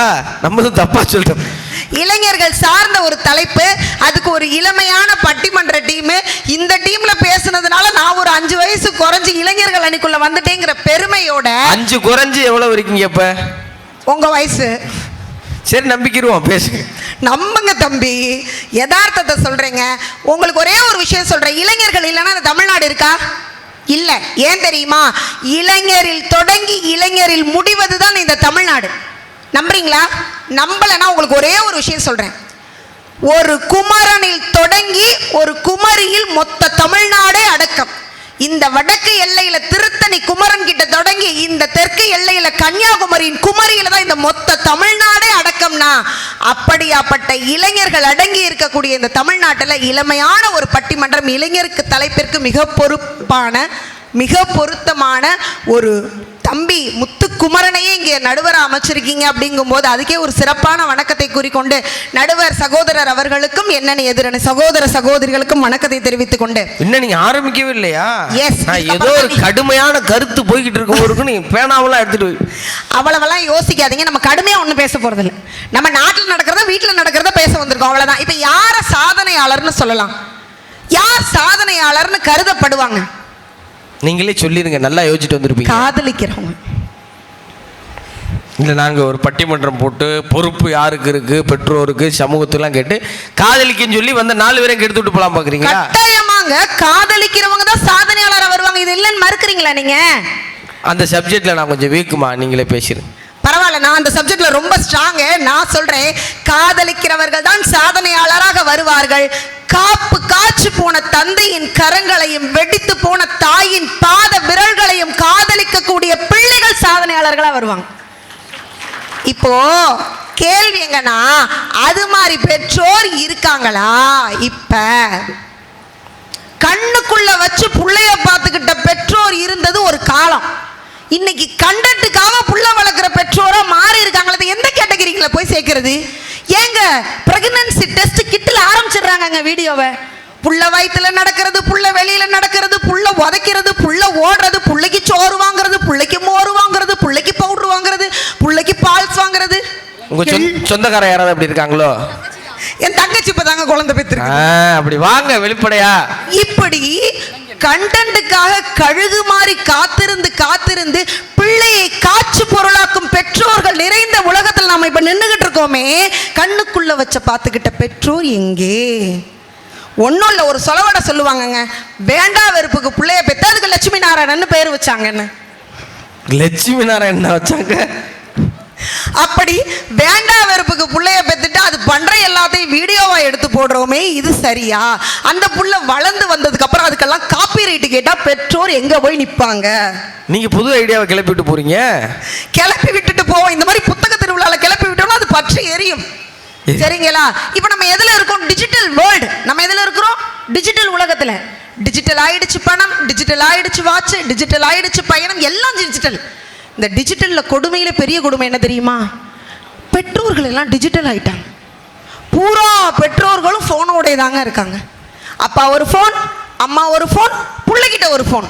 இதுல வேற அந்த 1 வயசு புள்ள 1.25 வயசு புள்ள அந்த செல்லை ஓபன் பண்ணி யூடியூப் ஆன் பண்றதை பார்த்து அந்த பெற்றோர்களுக்கு ஒரு பெருமை வரும் பாருங்க. கொடிக்காத்த குமரனை பெற்ற பெற்றோருக்கும் முத்துக்குமரனை பெற்ற பெற்றோருக்கு கூட அவ்வளவு பெருமை வராதுங்க. என் புள்ள செல்ல கொடுத்துட்டா சமத்தா உட்கார்ந்துருப்பான், என் புள்ள செல்ல கொடுத்துட்டா எல்லாத்தையும் பார்த்துருவான், அவனுக்கு தெரியாதது எதுவுமே இல்லை, எனக்கு தெரியாததெல்லாம் அவனுக்கு தெரியும். இப்படி டிஜிட்டல் ஆக்கி செல்லம் கொடுத்து பிள்ளை வளர்த்த காலம் போய் செல்லை கொடுத்து பிள்ளை வளர்க்குற காலத்துக்கு வந்திருக்கோமே. ஒன்னே ஒன்று சொல்றேன், நாங்கெல்லாம் 90s கிட்ஸ். மண்ணில் விளையாடிய 90s கிட்ஸுக்கு உடல் மட்டும்தான் அழுக்கானது. செல்லை தேய்த்து விளையாடும் இந்த ஜென்சி கிட்ஸுக்கு மூளையும் மனசும் அழுக்காகிறதுனா அதுக்கு காரணம் யாருங்க? அவங்க கையில செல்ல கொடுத்த பெற்றோரோட தவறு இல்லையா? இதுல பாசத்தை சொல்லி கொடுத்து வளர்த்த பெற்றோருக்கெல்லாம் போக இப்ப வைஃபை பாஸ்வேர்டை சொல்லி கொடுத்து வளர்க்குறாங்க. அது என் பிள்ளையெல்லாம் சொன்னா பக்கத்து வீட்டு வைஃபை பாஸ்வேர்டை தெளிவா சொல்றான்ப்பா. அந்த அளவுக்கு பாஸ்வேர்டு சொல்லி கொடுத்து வளர்த்துக்கிட்டு இருக்காங்க. ஒரு காலத்துல என்ன பண்ணுவோம்? குழந்தைக்கு நடைமுறையை சொல்லி கொடுக்கும். உங்க பிள்ளை பக்கத்து வீட்டு பாஸ்வேர்டு சொல்லுதுன்னு வளர்த்துக்கிட்டு இருக்காங்கன்னு வேற யாரையும் சொல்லிட்டு இருக்கீங்க? பக்கத்து வீட்டு பிள்ளைகள்ல இருந்து கத்துக்குதுங்க. என்ன பண்றது? அவங்க பெற்றோர் சொல்லி கொடுக்குறாங்க, இதுவும் கத்துக்குது. வைஃபை வருது இல்ல, பக்கத்து வீடு என்ன பண்றது? நம்மளும் விட்டுறது. நம்ம வீட்டுல வைஃபை இல்ல. ஒரு காலத்துல பிள்ளைய கையில தூக்கி வச்சு பிள்ளைக்கு காலை கடன்களை கழிக்கிறதுக்கு கத்து கொடுத்த பெற்றோர்கள் இருந்தாங்க. இன்னைக்கு பெற்றோர் என்ன பண்றாங்க? பிள்ளைக்கு பேம்பர்ஸ், அது எல்லாத்தையும் அதிலே பண்ணிக்கும், கேள்வியே இல்லை. பழக்க வேண்டியது யாருக்கு தெரியுமா? காலையில வாக்கிங்க்கு நாயை கூப்பிட்டு போறான் சார், வேகமா நாயை கூட்டிட்டு போறாரு. எதுக்குங்க ஐயா போறீங்க? எங்களுடைய நாய்க்கு பாத்ரூம் ஹேபிட்ஸை பழக்கணும், அதனாலதான் காலையில வாக்கிங் கூட்டிட்டு போறானா. பெத்த பிள்ளைக்கு பாத்ரூம் ஹேபிட்ஸை பழக்காம பேம்பர்ஸை மாட்டி விட்டு நாய்க்கு பாத்ரூம் ஹேபிட்ஸை பழக்கி நீங்க என்ன பண்ண போறீங்க? பையனுக்கு ஜிம்மின்னு பேர் வைக்கிறாங்க, நாய்க்குட்டிக்கு நல்ல பேரா வைக்கிறாங்க. எல்லா பெற்றோர்களும் இன்று வேலைக்கு பின்னாலும் படிப்புக்கு பின்னாலும் படிப்பு தரக்கூடிய நல்ல உயர்வான வாழ்க்கைக்கு பின்னாலும் பிள்ளைகளை திறத்துறோம். ஓடு மார்க்கு பின்னாடி ஓடு. மார்க் என்ன புள்ள வாங்குதுன்னு கேட்கிற பெற்றோர்கள் எத்தனையோ பேர் இருக்கோம். என் புள்ள மனசுல என்ன நினைக்குதுன்னு கேட்கிற பெற்றோர்கள் எத்தனை பேர் சார் இன்னைக்கு இருக்கோம்? இல்ல. அதனாலதான் தான் புள்ள என்ன நினைக்குதுன்னு கேட்க பெற்றோர்களுக்கு நேரம் இல்லாததுனால தான் யாரோ ஒரு முகம் தெரியாதவன் வந்து நீ இன்னைக்கு ரொம்ப அழகா இருப்பியே, ஏன் கொஞ்சம் கவலையா இருக்க, உனக்கு என்ன பிரச்சனைன்னு கேட்டா அவன் நல்லவனா கெட்டவனா பொல்லாதவனா சேர வேண்டியவனா சேரக்கூடாதவனா எதுவுமே தெரியாமல் சீரழியும் ஒரு இளம் தலைமுறையை உருவாக்கும் குற்ற உணர்ச்சி இன்னைக்கு ஒவ்வொரு பெற்றோருக்கும் வரணுமா இல்லையா? பிள்ளைங்க, இது ஒரு ஃபேமஸான படத்துல வந்த டயலாக், பிள்ளைகள் கெட்ட வார்த்தையை பேசுவதில்லை, கேட்கும் வார்த்தையை பேசுகிறார்கள். அதையே கொஞ்சம் மாத்தி சொல்றேங்க. பிள்ளைங்க நீங்க சொல்லி கொடுக்கறத செய்யறதில்ல, நீங்க செய்யறத தான் பார்த்து செய்யறாங்க. பிள்ளைகள் நல்லா செய்ய வேணும்னு நினைச்சீங்கன்னா நீங்க சரியா செய்யணும். ஆனா இன்னைக்கு எத்தனை பெற்றோர் அப்படி இருக்காங்க? ஒரே ஒரு சின்ன கதை. புதுக்கோட்டை பக்கத்தில் ஒரு சின்ன பையன் பள்ளிக்கூடம் முடிச்சு திருப்பி வரான். வர்ற வழியில நம்ம பிள்ளைகள் என்ன மெயின் ரோட்லயா வருவாங்க? மஞ்ச பைய தூக்கி போட்டு இருக்கிற சந்து புந்து தோட்டம் தொரவுகளெல்லாம் பூந்து தான் வருவாங்க. அப்படி பூந்து வரும்போது ஒரு மாங்குளக்குள்ள பூந்து வரான். ஒரு 4 மாம்பழம் கீழே கிடக்கு. தூக்கிட்டான் கையில. தூக்கிட்டு நேரா வந்து அம்மா கிட்ட பெருமையா காமிக்கிறான். அம்மா, நான் வரும்போது அந்த தோட்டத்துல மாங்காய் கிடத்ததுமா, 4 மாங்காய் பொறுக்கிட்டு வந்தேம்மா. எங்க வீட்டு அம்மா மாதிரி இருந்தா என்ன பண்ணுவாங்க? குட்ரா 2 ஊறுகாய் போடலாம், 2 மீன் குழம்புல போடலாம், முடிஞ்சு போச்சு. அப்படி இல்லாமல் எந்த தோட்டத்திலேருந்து எடுத்துட்டு வந்தேன்னு கேட்டு அந்த பையனையும் கையிலே அழைத்து கொண்டு வந்து, ஐயா தோட்டக்காவலரே, உங்க கொள்ளையிலேருந்து என் பையன் தெரியாம மாங்காய் எடுத்துட்டு வந்துட்டான்னு சொல்லும்போது, மா நானே பார்த்தேம்மா, சின்ன பையன் 4 மாங்காய், அதுவும் கீழே கிடந்த மாங்காய், போனா போது விடுங்கம்மான்னு அந்த தோட்டக்காரர் சொல்லும்போது, இல்லை, இந்த 4 மாங்காயை எடுக்க ஆரம்பிச்சா அவன் நாளைக்கு எதை வேணாலும் செய்ய தயாராகிருவான், தயவு செய்து திரும்ப வாங்கிங்கன்னு சொன்ன அந்த தாய் தான். அந்த 4 மாங்காயும் அந்த தாயின் நேர்மையுமே திரு சகாயம் IAS எனும் நேர்மையான ஒரு காவல்துறை அதிகாரி நமக்கு கிடைக்க காரணமா இருந்துச்சுன்னா அந்த நேர்மை இன்னைக்கு பெற்றோர்கள் சொல்லிக் கொடுக்குறோமா? பல பெற்றோர்கள் மனசுக்குள்ள கேட்க வேண்டிய கேள்வி இது. இன்னைக்கு பரீட்சையில பாஸ் பண்ணி பள்ளிக்கூடத்தை விட்டு வெளியே வந்த செட்டு இருந்தது ஒரு பீரியடு. பரீட்சையே பாஸ் பண்ண கொரோனா செட்டு இன்னைக்கு இருக்கிற ஜென்சி. இவங்க பரீட்சையே பாஸ் பண்ணிட்டு வந்து ஜாலியா எல்லாத்தையும் டேக்கிள் பண்றதுனால தான் வாழ்க்கையில தோல்வியை எதிர்கொள்ள தயாரா இல்லை. சும்மா இருக்குமா, எல்லா கம்பெனி லே ஆஃப்னு சொல்லி அவங்கள தூக்கிக்கிட்டு இருக்கு, நீங்க வேற வெந்த புண்ணில் வேலை பார்த்துறீங்க. அதனால தாங்க என் நூடுல்ஸுக்கே தற்கொலை முடிவை எடுக்கிறாங்க. இவங்களை எல்லாம் பார்க்கும்போது இந்த தோல்விக்கு என் பிள்ளை தயாரா இருக்க மாட்டான்னு நினைக்கிற ஒரு அம்மா என்ன பண்ணணும்? தோல்வியை ஏத்துக்க தயாராக மகனே தானே சொல்லிக் கொடுக்கணும். அப்படித்தானே சொல்லிக் கொடுக்கணும். ஒரு அம்மா என்ன பண்ணுனாங்க தெரியுமா? என்னுடைய நாகப்பட்டினம் பக்கத்தில் இருந்த காரைக்கால் பகுதியில் ஒரு அம்மா, எந்த பெற்ற தாயும் செய்யக்கூடாத ஒரு காரியம், என் புள்ள இந்த புள்ள மார்க் வாங்கினா 2வது மார்க் வாங்கிடுவான், என் பிள்ளையால ஏத்துக்க முடியாதுங்கிற காரணத்துக்காக விஷம் கலந்த ஒரு குளிர்பானத்தை கொடுத்து ஒரு பிள்ளையே கொல்ற அளவுக்கு ஒரு தாய்க்கு மனநிலை மாறி இருக்குன்னா இன்னைக்கு இருக்கிற பெற்றோர்கிட்டயா நீங்க நல்லதை கண்டுக்க முடியும்? ஒரே ஒரு கதை சொல்லணுங்க.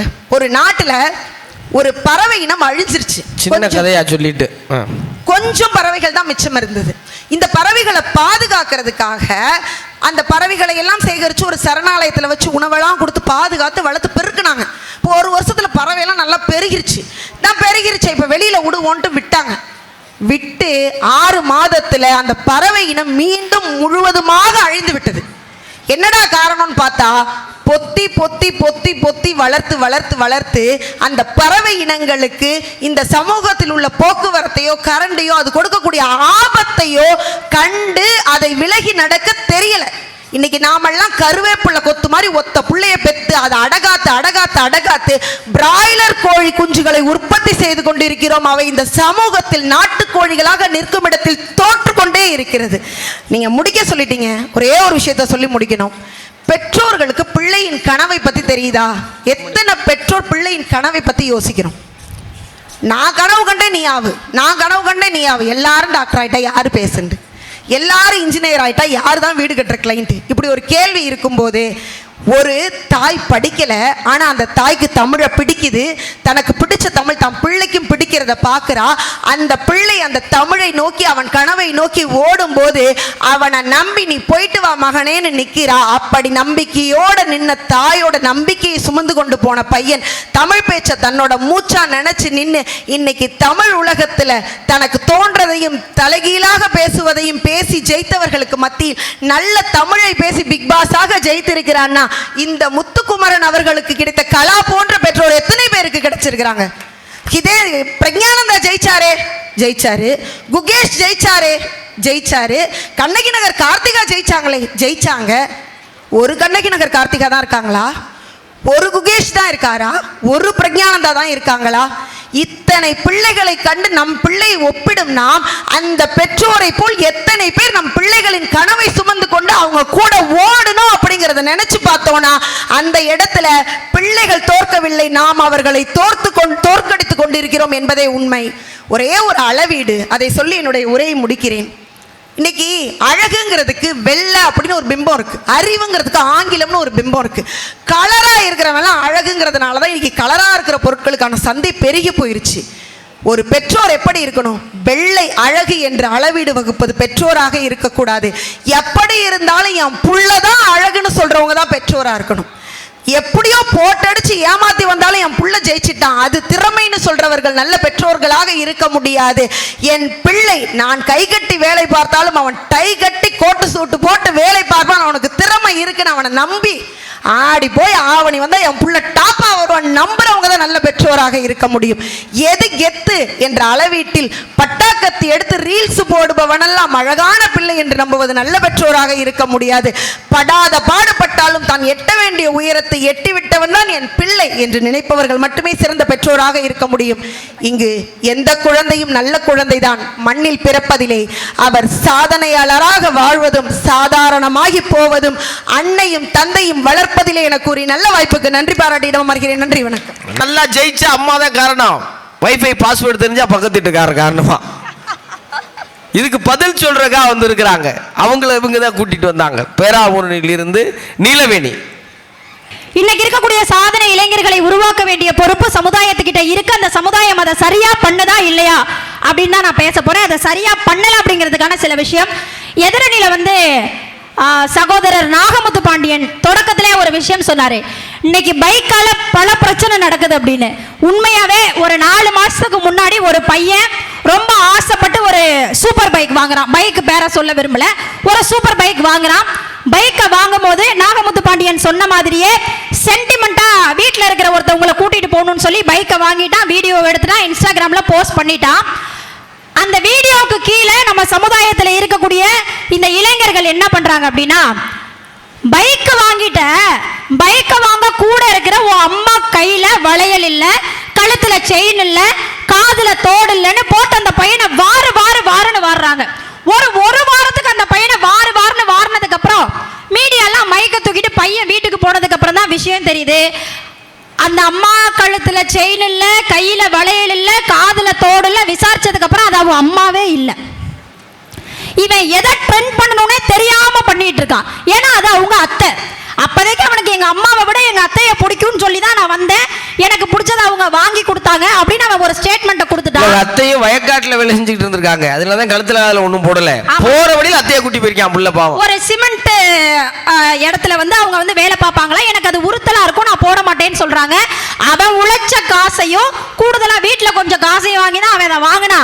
தயவு செஞ்சு வாருன்னு வாராதீங்கடா அப்படின்னு உண்மை என்னன்ற விஷயத்தை கூட தெரியாம இன்னைக்கு இந்த இளைய சமுதாயம் எதை நோக்கி போகுது. ஒரு கூட்டம் இருக்குங்க இன்னைக்கு எதை எங்க புகுத்துறதுனே தெரியாம. உண்மையாவே இந்த சோசியல் பிரஷர்னு ஒண்ணு இருக்கு, சமூக அழுத்தம் இன்னைக்கு யாருக்கெல்லாம் தெரியுமா இருக்கு?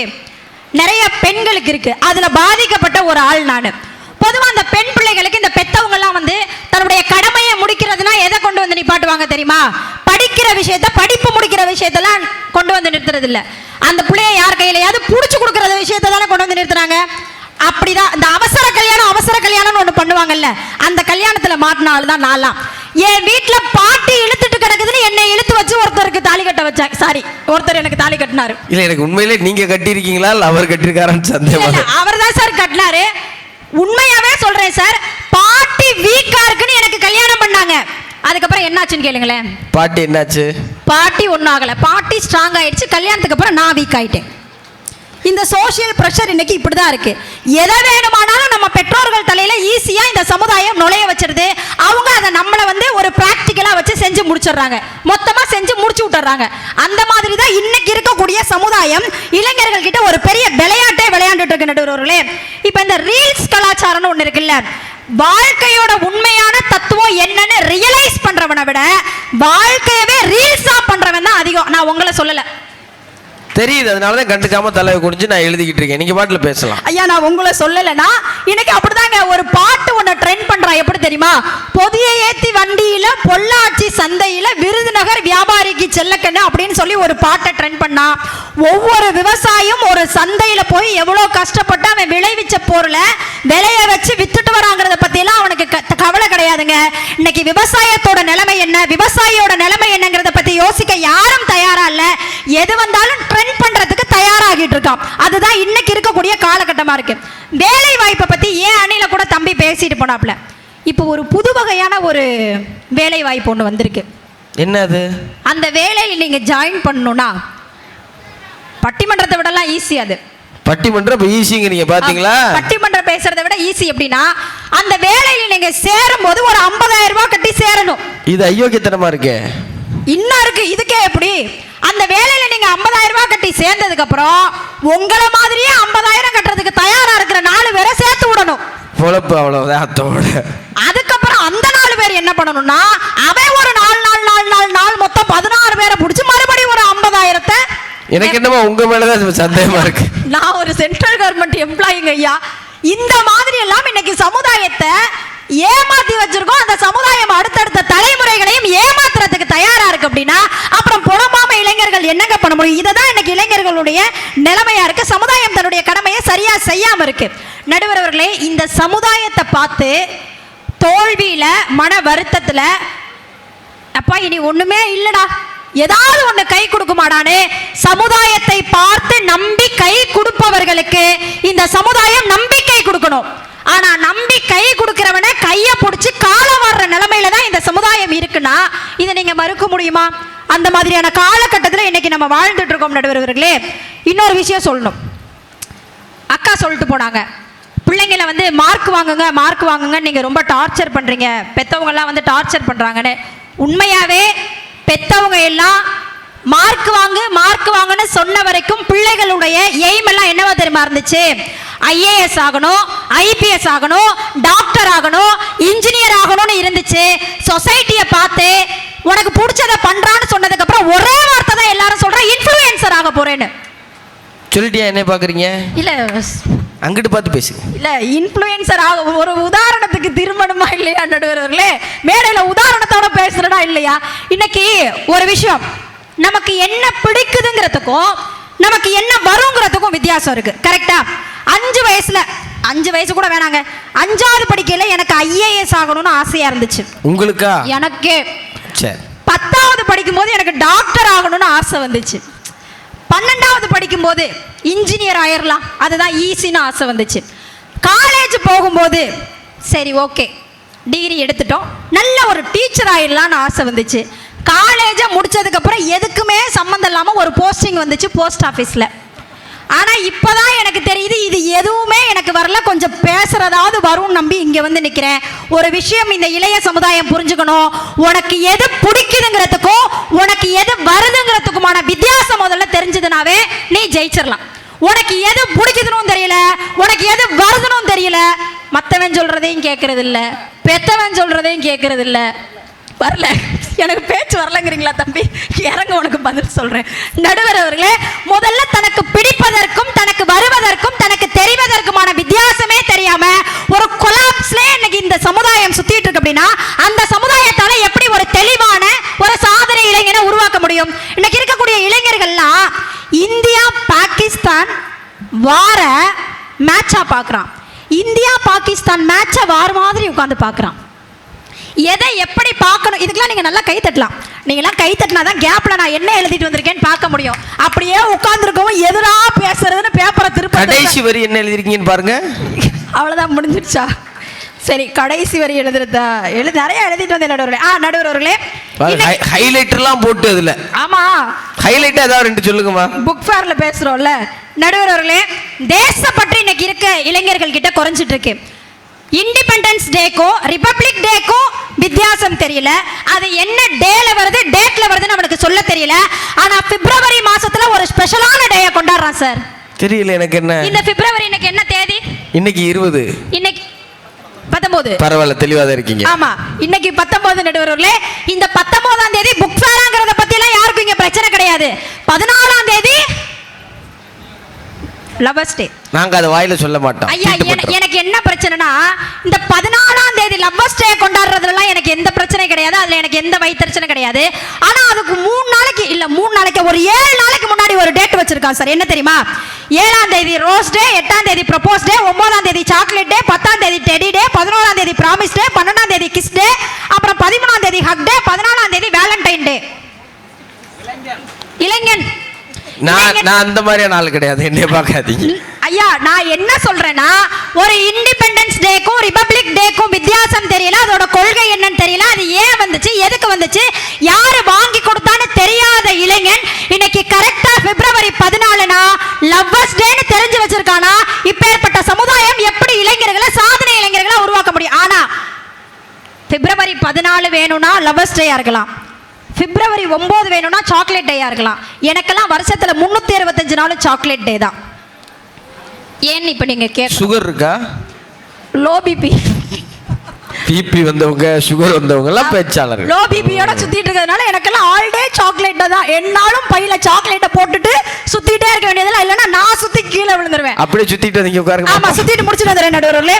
அவ்வளவுதான். நிறைவா ஒரே ஒரு விஷயம் தான், எந்த நல்லதா சொன்னாலும் அவங்கள பூமர்னு சொல்றது, கிரிஞ்சுன்னு சொல்றது, அப்புறம் என்ன நிறைய வார்த்தைகள்லாம் சொல்லி பேச ஆரம்பிச்சிருக்காங்கன்னு எதிரணியில வந்து புலம்பிட்டு போனாரு. இன்னைக்கு இருக்கக்கூடிய இளைஞர்கள் ஏதோ ஃபாலோ பண்ணணும், அவன் எதை ஃபாலோ பண்ணணும்னு இந்த சமுதாயம் அவனுக்கு சொல்லி கொடுக்கணும். அதை சொல்லி கொடுக்க தவறுதுங்கிறது தான் என்னுடைய வாதம். அதை மட்டும் சொல்லி முடிக்கிறேன். கல்வி தந்த காமராஜரை ஃபாலோ பண்ணணும், சுதந்திரம் தந்த காந்தியை ஃபாலோ பண்ணணும், அரசியல் அமைப்பை வகுத்து தந்த அம்பேத்கரை ஃபாலோ பண்ணணும், போர்க்குணம் தந்த நேதாஜியை ஃபாலோ பண்ணணும், தன்மானம் தந்த வஉசியை ஃபாலோ பண்ணணும், அன்பை தந்த அன்னை தெரசாவை ஃபாலோ பண்ணணும், வீரம் தந்த வேலு நாச்சியாரை ஃபாலோ பண்ணணும், கம்பீரம் குறையாத கட்டபொம்மனை ஃபாலோ பண்ணணும். ஆனா அவன் இதையெல்லாம் விட்டுட்டு வாட்டர்மெலன் ஸ்டார் திவாகரை ஃபாலோ பண்றான், கூமாப்பட்டி தங்கபாண்டியனை ஃபாலோ பண்றான், ரசிகனின் ரசிகன் மணியை ஃபாலோ பண்றான், டெய்லர் அக்காவை ஃபாலோ பண்றான், ஜிம் அக்காவை ஃபாலோ பண்றான், கோடிங் அக்காவை ஃபாலோ பண்றான். உங்க இன்ஸ்டாகிராம் ஐடியை முதல்ல வாங்கி செக் பண்ணணும்னு நினைக்கிறேன். நீலவேணி ஸ்பீக்ஸ ஃபாலோ பண்ணுங்கன்னு சொல்லிட்டு ஐயா அந்த மைக்க கட் பண்ணி விட்டுருங்க. நாகமுத்து பாண்டியன் அபிஷியலை வந்து முடிஞ்சா அது என்னது ரிப்போர்ட் அடிச்சு விடுங்கன்னு சொல்லிட்டு நடுவர்களே, அவ்வளவுதான். என்ன நன்றி உங்களை வந்து ரிப்போர்ட் அடிச்சு விட சொன்னதுக்கா. சரி, ஓகே நடுவர்களே, அவ்வளவுதான் வித்தியாசம். புத்தக திருவிழால ஆண்கள் வரதை விட பெண்கள் வரதை, இது மட்டும் மன்னிக்கணும் நேரம் எடுத்துக்கிறதுக்கு, ஆண்கள் வந்திருக்கிறத விட பெண்கள் வந்திருக்கிறதுல எனக்கு மிகப்பெரிய சந்தோஷம். ஏன் அப்படின்னா, பெண்களை பார்த்து தான் அடுப்பூதும் பெண்களுக்கு படிப்பதற்குன்னு கேட்டாங்க.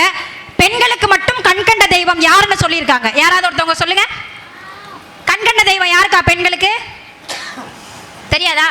உங்க ஊர்லாம் சொல்றது இல்லையா? எங்க ஊர்லாம் நான் சொல்லிக்கிட்டு இருக்காங்கக்கா. பெண்களுக்கு இன்னமும் கண்கண்ட தெய்வம் கணவன் தான் சொல்றாங்க.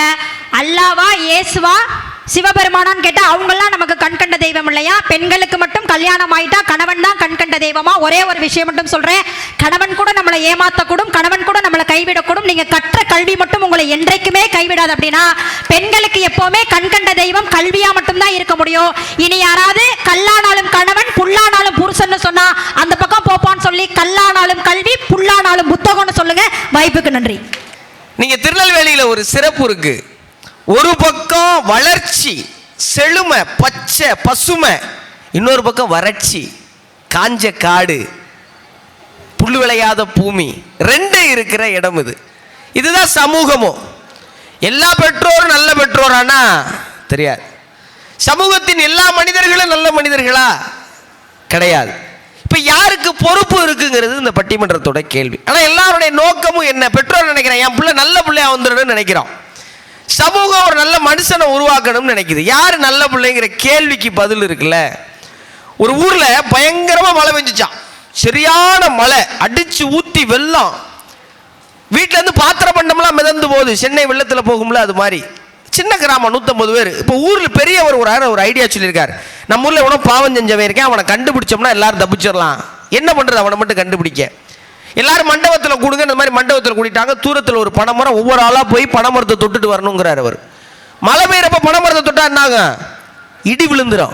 பாவம் செஞ்ச மட்டும் செத்து போயிடா, மற்றெல்லாம் தப்பிச்சிடலாம்னு ஒரு விவகாரமான ஐடியா கொடுத்துருக்காரு நாகமுத்து பாண்டியன் மாதிரி ஒரு பெரியவர். இப்போ இந்த 150 பேர் இருக்க கிராமத்தில் ஒவ்வொரு ஆளாக போய் தொட்டுட்டு வராங்க. ஒவ்வொரு ஆளாக தொட்டு வராங்க. இடியே விழுகலை. 149 பேர் தொட்டாச்சு. இன்னும் ஒரே ஒரு தம்பி லட்சுமி நாராயண மாதிரி பரிதாபம் வந்துட்டு இருக்காப்புல. இப்போ இந்த தம்பி தொடுவேன்னு நினைக்கிறாரா, அழுகிறார் என்னை விட்டுருங்க அப்படின்னு. கிராம உடலை பிடிச்சி தள்ளுது போடா. அப்படியே நடுங்கிக்கிட்டே போய் பனைமரத்தை தொட்டதான் தாமலம் டமால்னு விழுந்துருக்கிட்டி மண்டபத்தில். 149 பேர் அவுட்டு. அவன் ஒருத்த மட்டும்தான் அப்பாவியா இருந்திருக்கான் அந்த கிராமத்தில். இப்போ நல்லவன் கெட்டவன் யாருங்கிறதெல்லாம் நீங்கள் கண்டுபிடிக்க முடியாது. பள்ளிக்கூடம் படிக்கிறப்ப சொல்லுவாங்க, எந்த பிள்ளை நல்ல பிள்ளை, அன்னைக்கு அது செஞ்சதை பூரா எந்த பிள்ளை வந்து அம்மா கிட்ட சொல்ல முடியுதோ அந்த பிள்ளை நல்ல பிள்ளை, எந்த பிள்ளை சொல்ல முடியலையோ அந்த பிள்ளை கெட்ட பிள்ளை. அம்மா இன்னைக்கு சுரேஷோட பென்சிலை சுட்டுட்டேன், செகுட்டு சேர்த்துட்டு விட்டு இருக்கிடுவாங்கல்ல அம்மா. சில வீட்டில் சொல்லுவாங்க, ஏன்பா பென்சில் மட்டும் எடுத்தா பேனாவை சேர்த்து எடுத்துருக்கலாம்ல. அது வேற மாதிரியான வீடு, அதுவும் இருக்கு இந்த சமூகத்தில். இப்போ பள்ளிக்கூடம் படிக்கிற பிள்ளைக்கு இது சரி. சமூகத்தில் இப்போ அவங்க சொன்னாங்கல்ல இறையன்பு ஐஏஎஸ் ஐயா பற்றி, சகாயம் ஐயா பற்றி. சகாயம் ஐஏஎஸ் அவர்கள் மதுரையில் மாவட்ட ஆட்சி தலைவராக இருக்கிறப்போ கிரானைட்டு ஊழல் நடக்குது, மலையெல்லாம் வெட்டி எடுத்துகிட்டு போகிறாங்க. யூபிஎஸ்சி எக்ஸாம் பாஸ் பண்ணி மாவட்ட ஆட்சி தலைவராக இருக்கிற ஒரு ஐஏஎஸ் அதிகாரி சுடுகாட்டிலே இரவு நேரத்தில் கட்டிலை போட்டு படுத்து கிடந்தார். எந்த அதிகாரியுடைய எந்த ஆதிக்கத்துக்கு அவர் அடிபணியில, லஞ்சம் தவிர்த்து நெஞ்சம் நிமிர்த்துன்னு பின்னாடி போட்டிருந்தார். அவர் எப்போதும் அவர் இருக்கைக்கு பின்னாடி இருந்துச்சு. அம்மா வளர்த்து கொண்டு வந்தாங்க. இப்போ இன்னைக்கு பெற்றோர்களுடைய வளர்ப்பு எப்படி இருக்கு, டிஜிட்டல் அம்மாக்கள் ஆயிட்டோம். இப்போ நீங்கள் எல்லா குழந்தை இருக்கிற வீட்டுக்கும் போங்களேன், ஒரு பாட்டு ஒலிக்குது.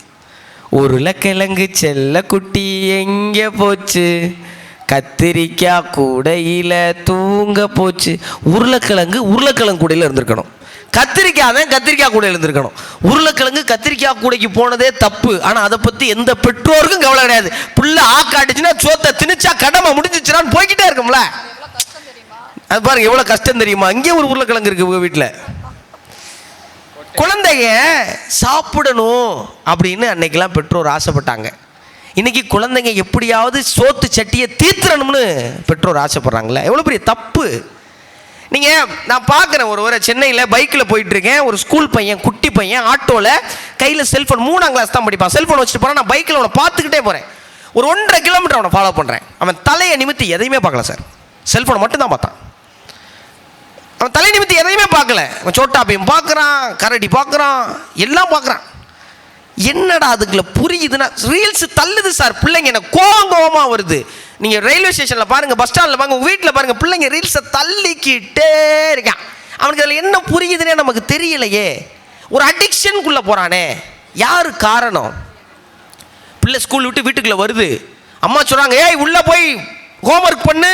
செல்ஃபோனில் சிறகடிக்க ஆசையை ஓடிக்கிட்டு இருக்கு. பிள்ளைக்கு சிறகடிக்க ஆசையை பார்க்கணும்னு அதுக்கு ஆசை வருது, அதுவும் பின்னாடி நிற்கிது. அம்மா தள்ளுறாங்க, உதட்டை சிவப்பாக்க வேண்டுமா, எலுமிச்சம்பழத்தில் தக்காளி பழத்தை பிழிந்து கொஞ்சம் சர்க்கரையை சேர்த்து உதட்டில் 1 வாரம் தேய்த்து வாருங்கள். உதடு பீட்ரூட் சேர்க்கணுமா, உதடு பளபளவன் ஆகிவிடும். திரும்பி பார்த்தா பிள்ளை எலுமிச்சங்காயிடும் நிற்கிது. வாமா 2 பேரும் சேர்ந்து தேப்பான்.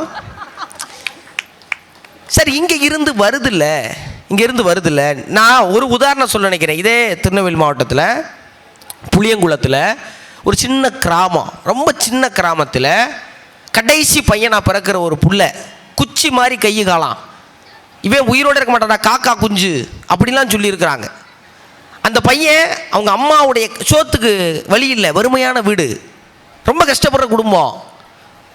ஊர் அவங்க வீடு கிடையாது, அந்த ஊரே வறுமையில் இருக்கிற ஊர். அந்த ஊரே கிளம்பி போய் ஒவ்வொரு வருஷமும் அறுவடைக்கு போய் நெல்லை அறுத்து அந்த நெல்லை சம்பளமாக வாங்கிட்டு வந்து அதை விற்ற காசில் கூழு குடிச்சாதான் குடும்பம் தலைநிமிரும். இப்படி வறுமையில் இருந்த குடும்பத்தில் இருந்து தன்னுடைய அப்பா அம்மா என்ன சிரமப்பட்டாங்க, என்ன செஞ்சாங்க, ஏது செஞ்சாங்கிறதெல்லாம் பார்த்து சித்தப்பாவுடைய கம்யூனிஸ்ட் சிந்தனைகளில் ஈர்க்கப்பட்டு இன்னைக்கு அவர் எடுத்த 5 திரைப்படங்களும் தமிழ்நாடு முழுவதும் பேசப்படுகிற இயக்குனர் மாரி செல்வராஜ் இந்த பகுதியிலிருந்து வந்திருக்காருல்ல. அவரை யார் உருவாக்குனது? அவங்க அண்ணன், மரியாதைக்குரிய இதே திருநெல்வேலியுடைய தாசில்தாராக இருக்கிற அண்ணன் மாரிராஜா அவர்கள். அவர் தான் அந்த நிகழ்ச்சிக்கு கூப்பிட்டார். இப்போ இந்த கடமை இருக்குல்ல, ஒன்றும் இல்லை. நான் ஒரு ஒரு உதாரணம் சொல்ல விரும்புகிறேன். நேற்று தமிழ்நாடுடைய சாம்பியன்ஸ் ஆஃப் தமிழ்நாடுன்னு விளையாட்டுத்துறையில் சாதித்த எல்லா இளைஞர்களையும் பட்டியலிடுறாங்க. ஸ்னேகான்னு ஒரு பிள்ளைங்க.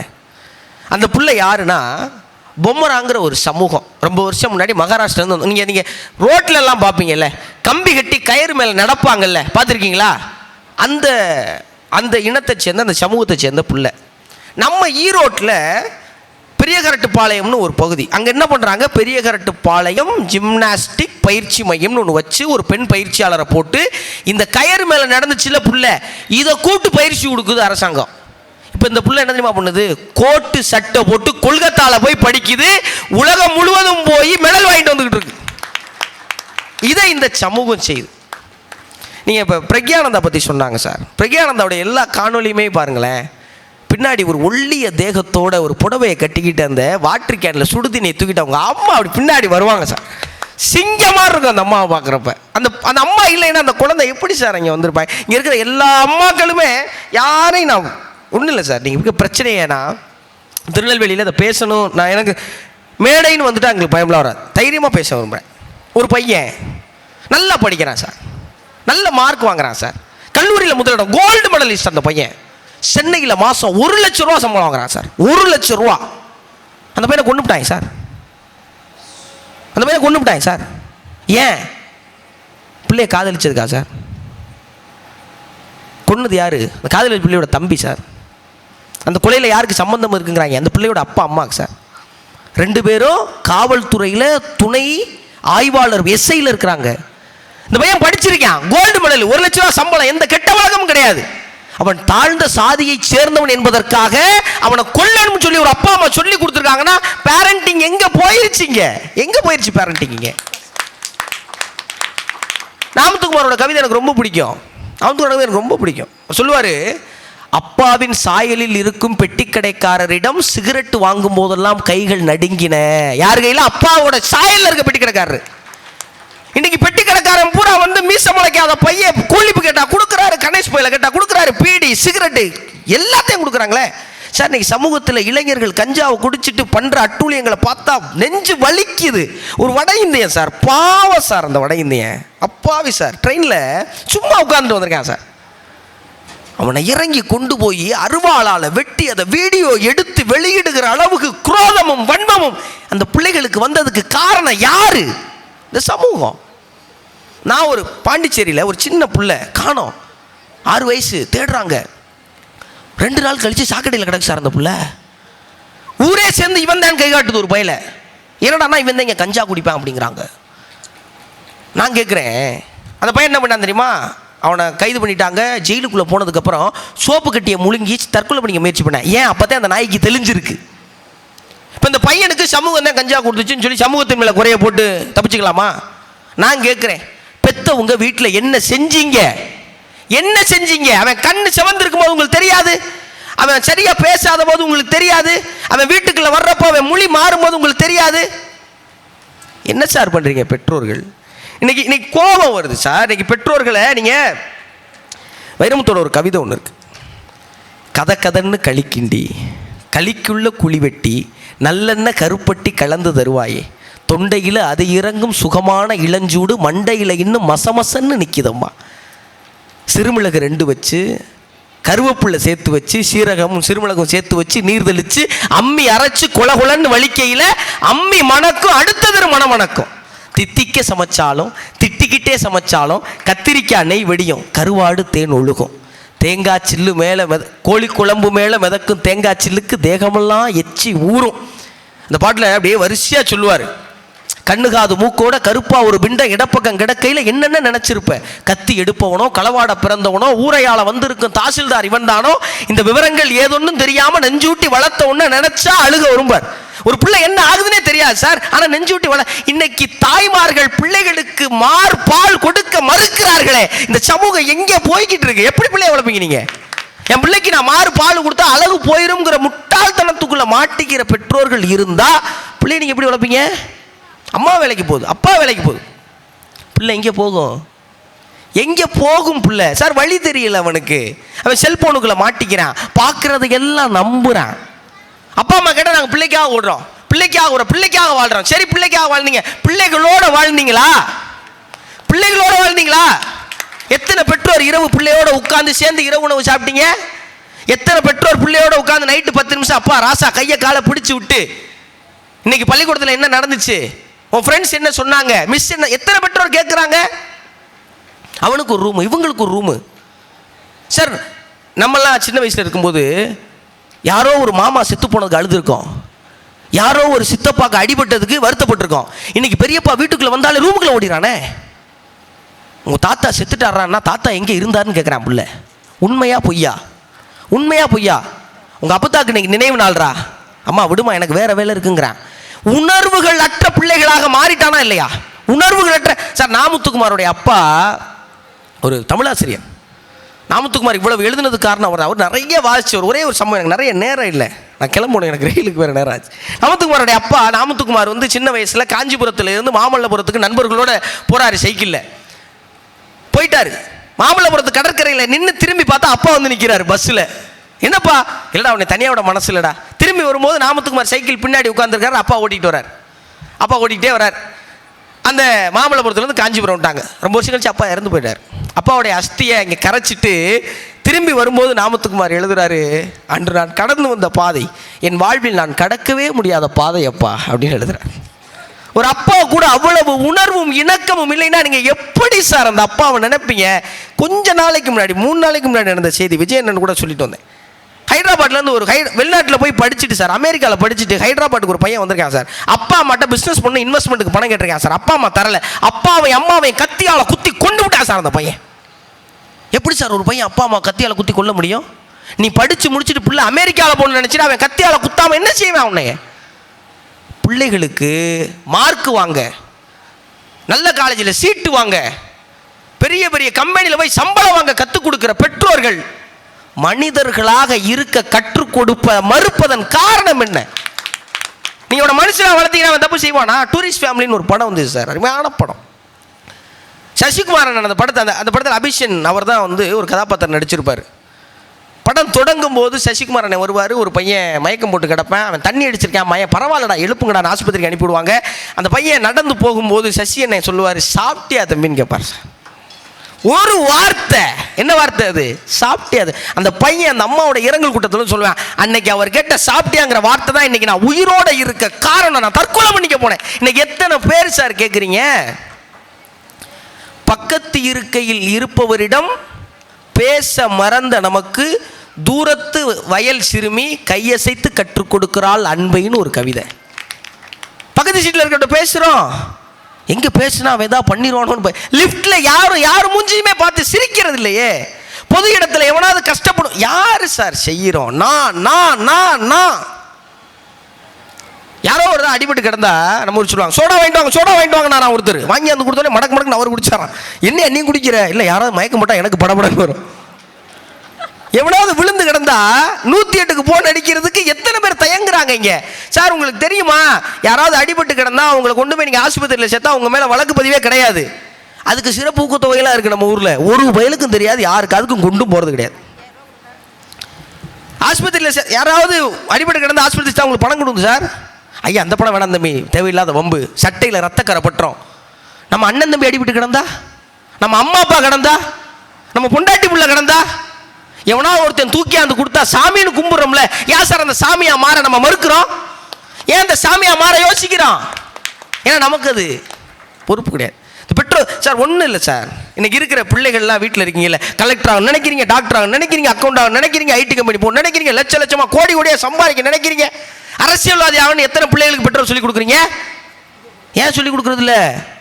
அரசியல்வாதினா அவன் சமூகத்துக்கு சேவை செய்கிற ஒருத்தனா மாறணும். அப்படி பிள்ளையை வளர்க்குறதுக்கு நமக்கு விருப்பம் இல்லை. அரசியல் ஒரு சாக்கடைங்கிறோம். லெனின் சொல்றேன், if you are not into politics, politics will eventually enter into your லைஃப்னு சொல்றான். நீங்கள் அரசியலுக்குள் வரவில்லை என்றால் அரசியல் உங்கள் வாழ்க்கைக்குள் வலுக்கட்டாயமாக வந்து சேரும். நீங்க உங்க பிள்ளைல அரசியல் பேசுறா சார், அரசியல் பேசக்கூடாதுன்னு சொன்னீங்கல்ல, உங்க பிள்ளை பூரா அரசியல் பேசுது. ஆனா அந்த பிள்ளை பேசுற அரசியல் என்னவா இருக்குதுங்கிறத நீங்க எல்லாரும் தலையை கொடுத்து பார்க்கணும்.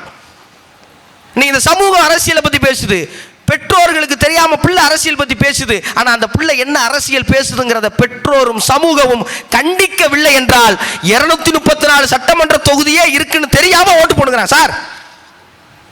எத்தனை சட்டமன்ற தொகுதி இருக்குன்னு தெரியாம ஓட்டு போடுறத பத்தி பேசுறதுக்கு என்னடா தகுதி இருக்கு? எஸ்ஐஆர்னு ஒன்று வந்திருக்கு. இன்னைக்கு எத்தனை பேர் செக் பண்ணிருக்கீங்க உங்களுக்கு ஓட்டு வந்துருச்சா வரலையான்னு? எனக்கு அதை பத்தி கவலை இல்லை bro, I have lot of work அப்படிங்கிறான். பெற்றவர்களுக்கும் சமூகத்திற்கும் பொறுப்பு இருக்கிறது. ஆனால் சமூகத்திற்குத்தான் சக இளைஞனை வளர்த்தெடுப்பதில் அதிகமான பொறுப்பு இருக்கிறது. ஏன்னா நீங்க பெத்தவனானா உங்க பிள்ளைய மட்டும்தான் கவனிப்பீங்க, சமூகம்னு நினைச்சா இங்க இருக்கிற எல்லாரையும் கவனிப்பீங்க. இங்க இருக்கிற எல்லோரும் நலனும் பேண வேண்டும் என்ற நல்ல தீர்ப்பை வழங்கி திருநெல்வேலி புத்தக திருவிழாவிற்கு நன்றி கூறி விடைபெறுகிறேன். நன்றி, வணக்கம். இந்த பதிவை குறித்து உங்களுடைய கருத்துக்கள் வரவேற்கப்படுகின்றன. மறவாது ஐதருமபுரி சேனலை சப்ஸ்கிரைப் செய்து பாருங்கள். இந்த நாள் இனிய நாளாக அமைய வாழ்த்துகின்றோம்.